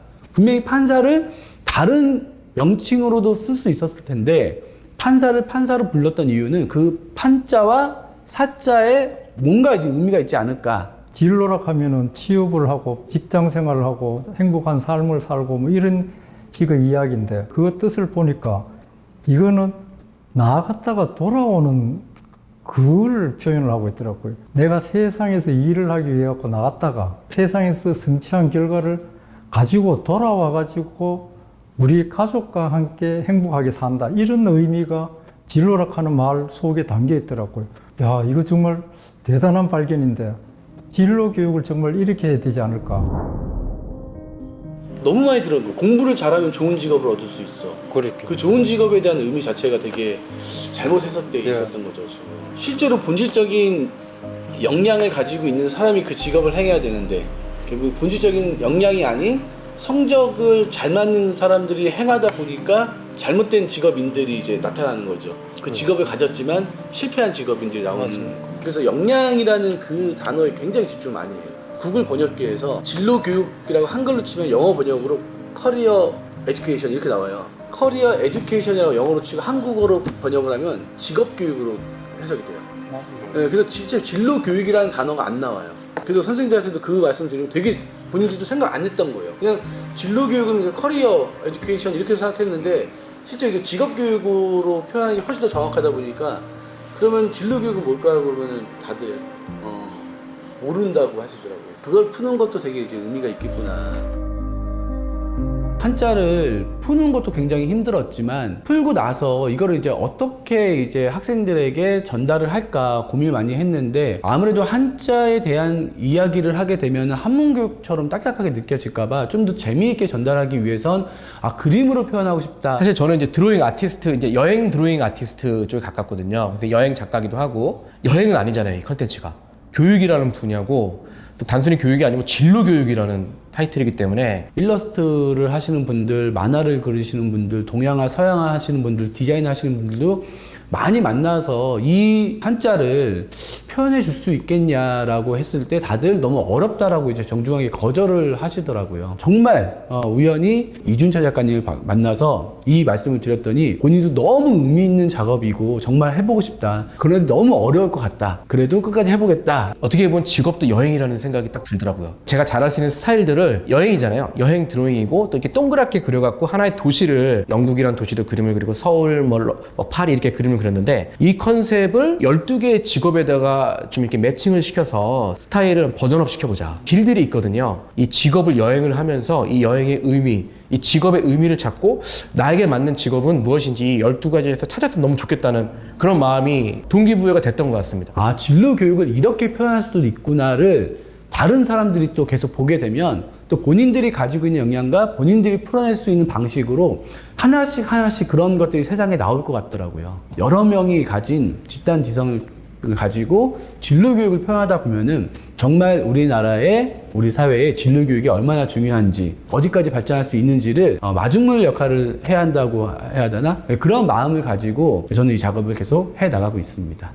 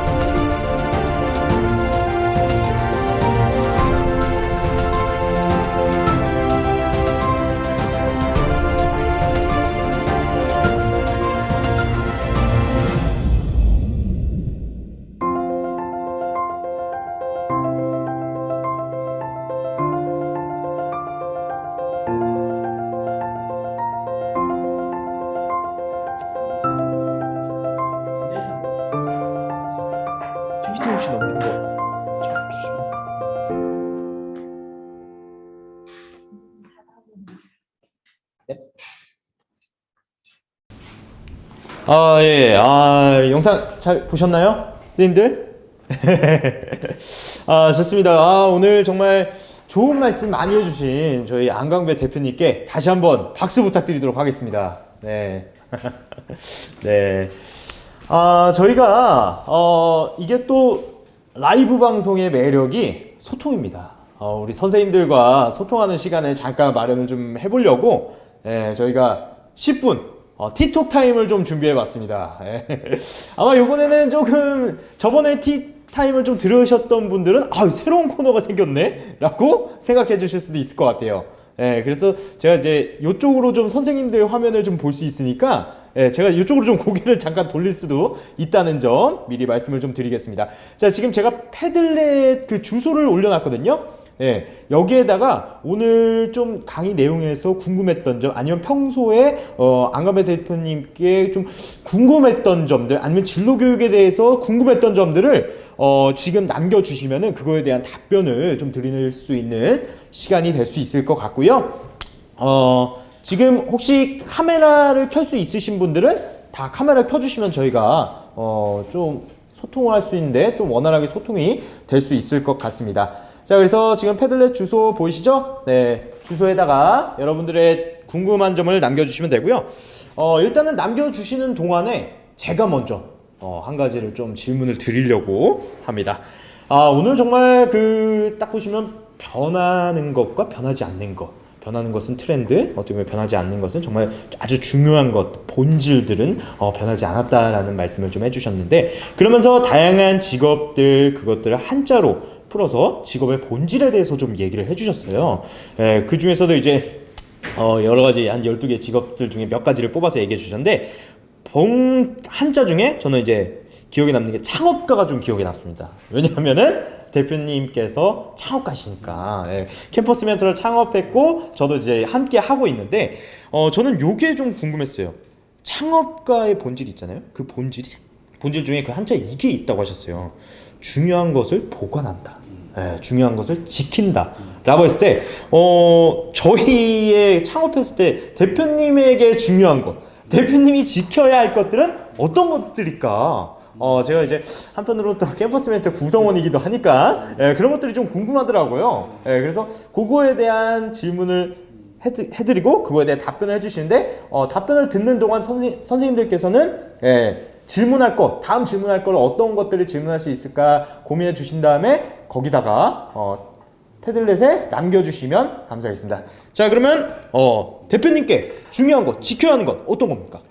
사실 제가 창업을 시작한 이유가, 제가 개인 철학이 이제 선한 영향력을 펼치는 사람이라고 했잖아요. 근데 이제 선한 영향력을 펼치기 위해서 저는 이제 마케터라는 직업도 가졌었고 대기업도 이제 다녀봤었는데, 제가 이제 난타라는 그 공연기획사에서 경험했던 게 뭐였냐면,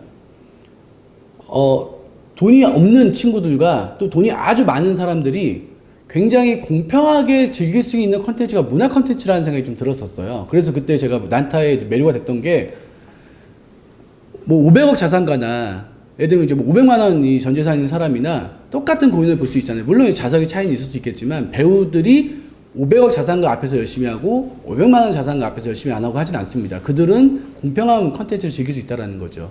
그래서 제가 이제 그 문화 교육에 좀 관심이 많았었어요. 그래서 많은 사람들이 문화를 좀 경험했으면 좋겠다. 그런데 문화 교육에 관심을 갖다 보니까 어느 날 어떤 고등학생이 저한테 마케터가 되고 싶은데, 문화 마케터가 되고 싶은데 경영학과에 가야 될까요? 경제학과에 가야 될까요? 라는 메일을 보냈어요. 질문을. 그때 제가 이러한 고민을 한 친구들에게 조금 더 실용적인 또 이제 현실적인 조언을 해줘야겠다라고 생각이 들어서 진로교육이라는 이제 타이틀로, 어떻게 보면 그 테마로 창업을 해야겠다는 생각을 가졌었고, 그 진로교육을 통해서 어찌 보면은 우리나라가 진로교육 시작한 지 10년밖에 안 됐잖아요. 근데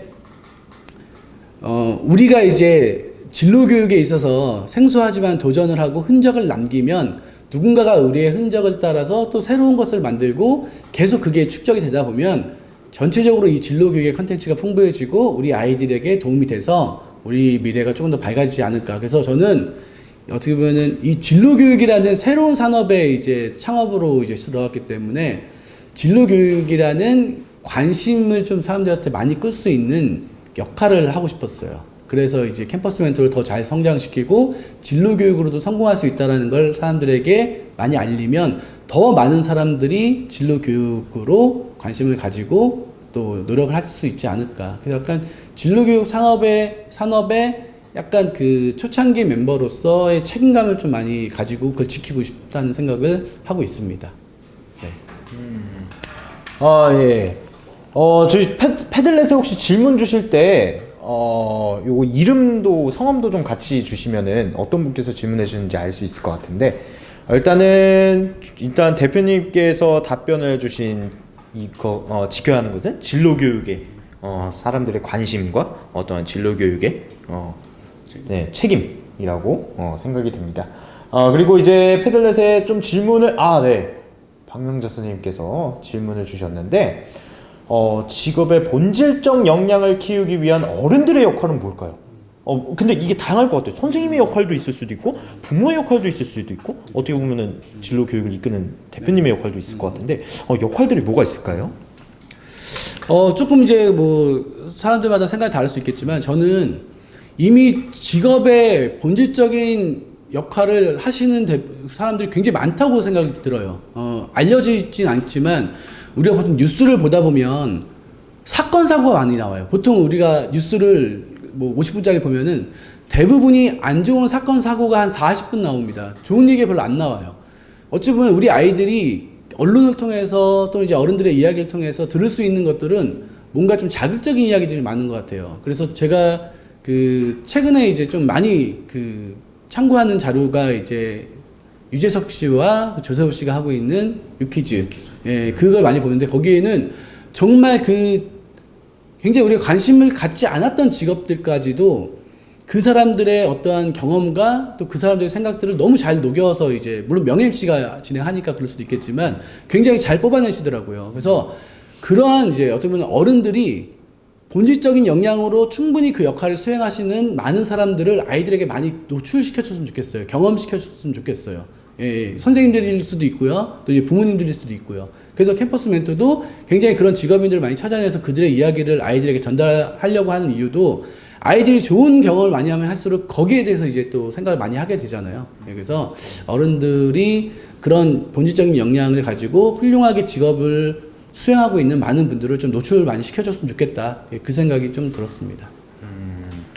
맞습니다. 이 학생들한테 물어보면은 사실 알고 있는 정보가 그렇게 많지는 않아요. 학생들이 보면은 경험한 것들도 굉장히 한정적이고 어떻게 보면 그런 것들을 많이 경험시켜주고 보여주는 것들이 우리 어른들의 역할이지 않을까 라는 생각이 좀 듭니다.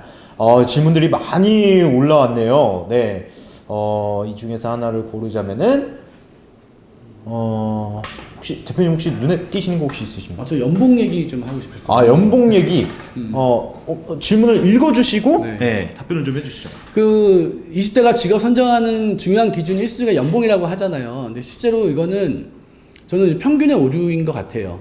왜냐하면 그 직업을 갖고 있는 사람들 중에서도 연봉이 낮은 사람이 있고 굉장히 높은 사람이 있고 마찬가지로 평균 연봉은 낮지만 그 안에서 평균 연봉이 높은 사람보다 훨씬 많은 연봉을 갖고 있는 사람들도 많아요. 예를 들면 창업가들 같은 경우는 물론 실패할 확률이 굉장히 높지만 가장 어떻게 보면 연봉이라고 해야 될지 모르겠지만 소득을 가장 많이 높일 수 있는 직업이 또 창업가거든요. 그러다 보니까 아이들이 이제 어떻게 보면은 연봉에 대한 이 평균의 오류를 너무 이제 그 답습하다 보니까 선정 기준도 이제 연봉이 되는데 어찌 보면은 그 아까도 이제 말씀드렸지만 다양한 사례들을 좀 많이 보여줬으면 좋겠는 거예요. 그래서 아까 제가 이제 보여드렸던 그 유튜브 같은 경우도 일반 직업 디자이너를 갖고 있다가 그 친구가 자기의 성장한 모습을 가지고 영역을 펼치기 위해서 지금 뭐 엔잡러로 이제 3억을 올리고 있잖아요. 근데 그 친구가 3억이 중요한 게 아니라 그 성장한 모습으로 그 이후의 가능성을 봤을 때는 굉장히 이제 높거든요. 저는 처음에 난타에 들어갔을 때 그 인턴 월급이 60만 원이었어요. 월에 60만 원. 근데 그때 저희 그 사수가 그 얘기 하시더라고요. 연봉 2천 받는 사람이나 연봉 3천 받는 사람이나 생활하는데 큰 차이 안 난다. 연봉 2천 받는 사람이라고 돼지고기 먹고 연봉 3천만 받는 사람이라고 매일 소고기 먹는 거 아니다. 다만 이 일을 하면서 얼마나 성장할 수 있는지를 봤으면 좋겠다라고 얘기를 해주셔가지고 제가 거기에 완전히 이제 어떻게 보면 속았죠. 예, 그래서 60만 원 받으면서 일을 했습니다. 그런데 잘 성장해서 지금은 남부럽지 않은 연봉을 받게 된 거죠. 네. 결국 본인만의 가치관이 있는 게 아닐까요? 네, 가치관이 따라서 어떠한 그런 것들이 선정되는 것 같습니다. 또 이렇게 또 많이 올라주고 계신데요. 저게 제가 한번 읽어볼게요. 시대가 급변하고 있습니다. 메타버스나 MZ세대의 특징 등 교육과정에 없는 영역들이 등장하는데 진로교육이 이 분야를 대체하고 있다고 생각이 드네요. 그러나 자꾸 여기에 뒤처지지 말아야 하고 모두 알아야 한다는 강박도 있는데 이 시대의 어른들, 진로교사 포함해서 이 시대의 어른들에게 해주고 싶은 말씀이 있다면? 이건 뭐 저한테도 해야 되는 말일 수도 있겠는데요.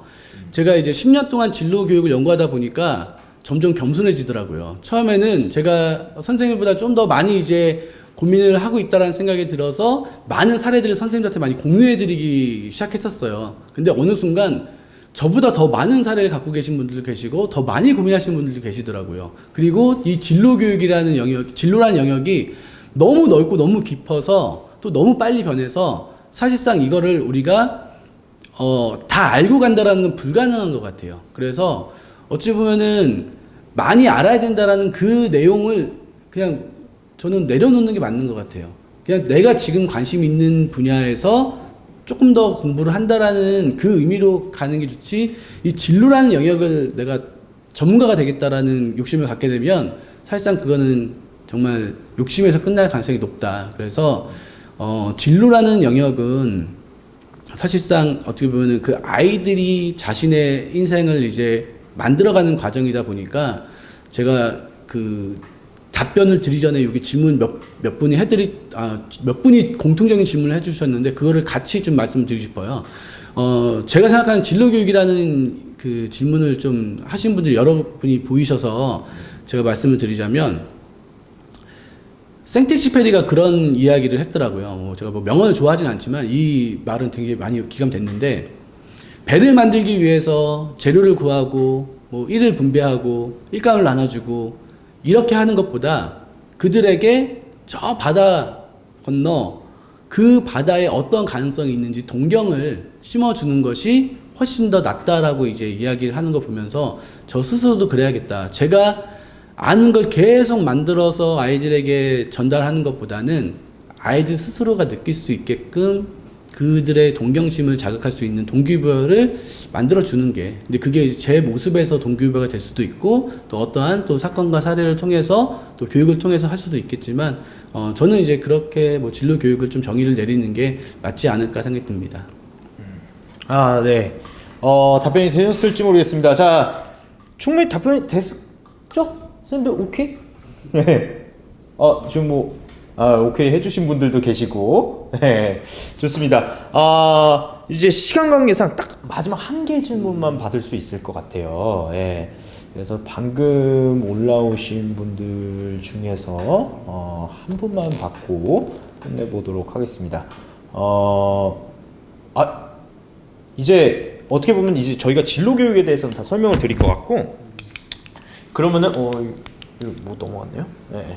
진로 교육에 대해서는 설명해 드린 것 같고, 그럼 저걸로 답변 드릴까요? 네. 캠퍼스 멘토가 궁극적으로 도달하고 싶은 곳은 어딘가라고 질문을 주셔서 그거에 대한 답변을 하고 마무리하도록 하겠습니다.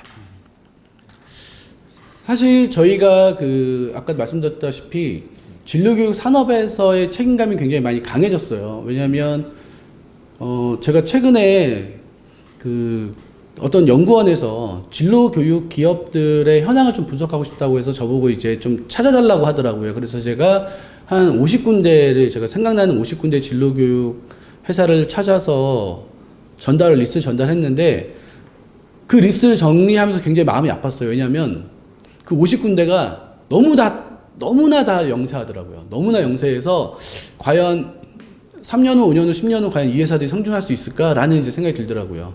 물론 다행히 선생님들의 응원 덕분에 캠퍼스 멘토는 잘 성장하고 있지만 이 산업이 너무 열악하다는 생각이 좀 들어서 저는 이제 캠퍼스 멘토가 성장하는 모습도 중요하지만 많은 사람들이 진로 교육에 관심을 갖고 또 많은 유능한 인재들이 이 진로 교육 시장에 진출할 수 있는 그러한 이제 판을 만들어 주는 게 저희의 역할이 아닐까. 그래서 캠퍼스 멘토만의 기업의 성장이 아니라 이 진로 교육 산업이 성장할 수 있는 그러한 이제 리더의 역할을 해서 우리나라의 진로 교육이 발전하고 그 교육이 또 다른 나라에까지도 영향을 줄 수 있는 그런 모습이 만들어질 수 있다면 아주 보람이 되지 않을까라는 생각을 하게 됩니다.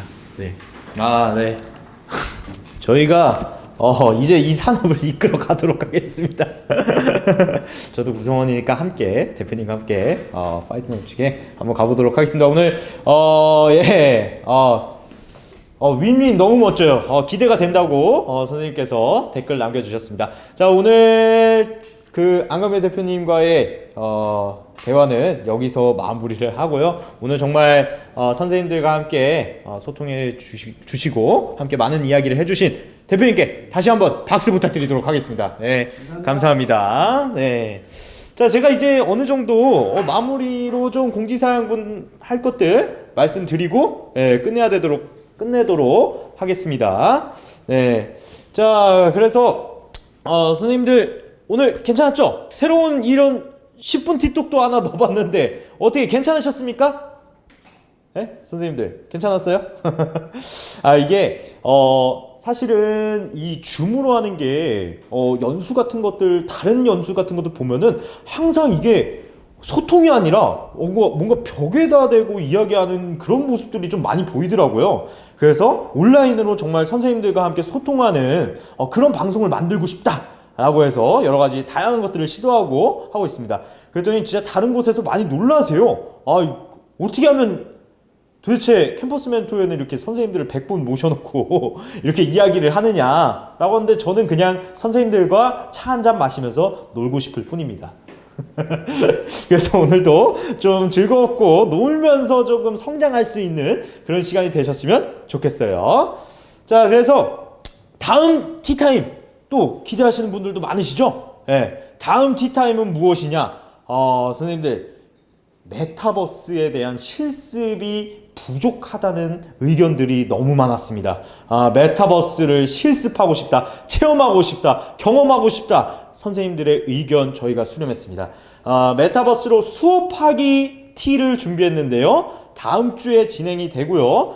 이제 겟더타운에서 선생님들께서 어떻게 수업할 수 있는지, 아니면 선생님들만의 교실을 어떻게 꾸며야 하는지, 이런 것들을 직접 실습하기 때문에 선생님들 PC를 꼭 준비하셔야 돼요.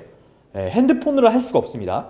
PC를 꼭 준비하셔서 다음 주 수요일에 오후 8시에 또 찾아뵙도록 하겠습니다.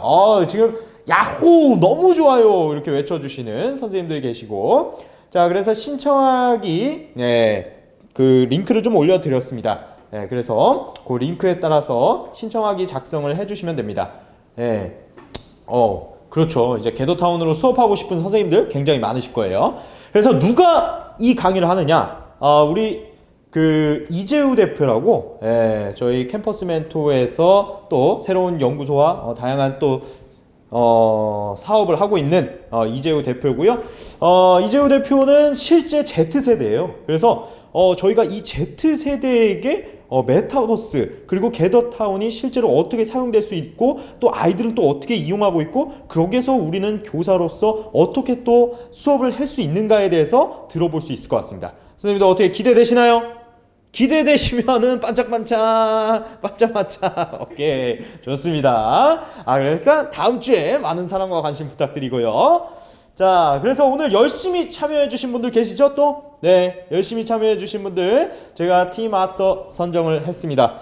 자, 올라왔네요.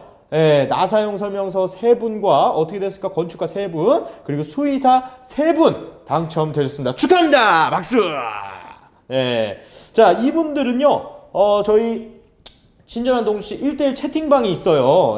채팅방 지금 링크가 밑에 올라가 있는데요, 요 링크에다가 접속하셔서 저한테 1대1 채팅을 걸어주시는데 배송 주소 그리고 수령인, 전화번호 이 3가지를 보내주셔야 됩니다. 수령인, 전화번호, 배송 주소까지 요 3가지를 저한테 보내주시면 제가 요 티마스터 분들에게 상품을 보내드리도록 하겠습니다. 자, 그리고 선생님들 저희가 이제 피드백을 드려요. 다다음에 어떤 것들을 또 티타임으로 진행할지 이런 것들도 이제 받기 위해서 피드백을 진행하고요. 이 피드백에 메일 주소가 있습니다. 메일 주소 남기는 곳이 있습니다. 이 메일 주소를 남겨주시면은 저희가 오늘 강의의 전부는 보내드릴 수가 없고 일부 보내드리겠습니다. 일부분을 보내드리니까요. 그 점 양해해 주시기 바라겠습니다. 지금 아직 이 연구 결과가 100% 다 나온 게 아니잖아요. 그래서 이 연구 결과 살짝 선생님들께만 맛보기로 보여드린 거예요. 그래서 나중에 책이 나왔을 때 선생님들께 다 공개할 거니까요. 그때 걱정하지 말고 그때 만나보시면 되겠습니다. 그래서 일부에 대한 트렌드에 대한 부분과 앞부분에 교환 자료를 또 보내드릴 테니까요. 피드백 남겨주시고 메일 주소를 꼭 남겨주시면 감사하겠습니다. 자, 그래서 선생님들께서 그 피드백에 어떤 다음에 주제 또 어떤 것들을 할지 남겨주시면은 저희가 반영해서 하니까요. 그걸 꼭 남겨주세요. 남겨주셔야 오늘 이번에 이렇게 메타버스 실습도 진행되는 게 선생님들께서 남겨주셨기 때문입니다. 자, 그리고 티타임 시간이 원래는 매주 진행이 됐었는데 10월부터는 격주로 좀 진행을 해서 더욱더 퀄리티를 높일 예정이에요. 그래서 매월 첫째 주, 셋째 주에 진행이 됩니다. 2주에 한 번씩 진행이 되니까요. 10월 저희가 다음이 10월 첫째 주 수요일, 그리고 그 다음에 20일에 진행되니까요. 아마 10월 6일이랑 10월 20일일 거예요. 10월 6일이랑 10월 20일랑 진행되니까요. 그 점 참고해 주시면 감사하겠습니다.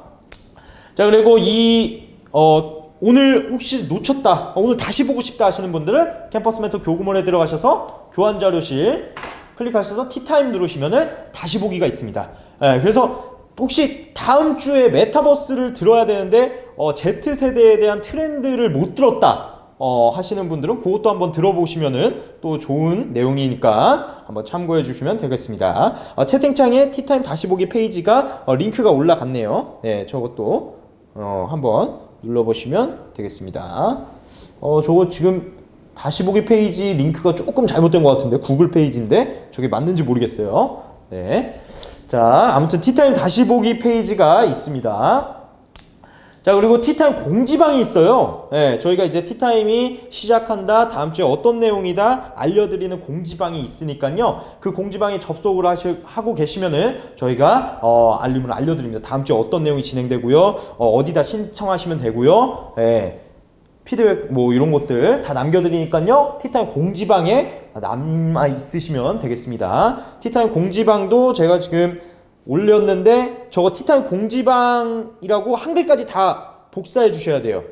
티타임 공지방이라고 다 복사해 주신 다음에 클릭을 해 주셔야 들어갈 수 있습니다.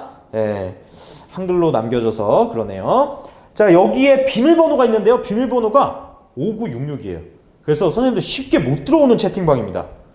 티타임 공지방이 광고를 남기시는 분들이 꽤 있어서 여기는 제가 막았어요. 그래서 비밀번호는 5966, 채팅창에 한번 써주시면 감사하겠습니다. 비밀번호 5966이니까 채팅방 들어올 때 이 비밀번호를 꼭 누르고 들어와 주시면 될 것 같습니다. 자, 오늘 티타임은 여기까지입니다. 오늘 조금 딜레이가 됐었는데요. 한 10분 정도 딜레이가 됐습니다. 오늘 선생님들 안광배 대표님과 함께 트렌드로 본 진로교육, 청소년 진로교육 T 어떠셨습니까? 재밌었습니까? 오늘 좀 티톡에 대해서 조금 대화도 좀 진행을 해봤는데 재밌었죠? 재밌었던 걸로 알고 저는 이만 마치도록 하겠습니다. 오늘 늦은 시간까지 함께 해주셔서 너무나 감사드립니다. 저는 친절한 동준 씨였습니다. 감사합니다.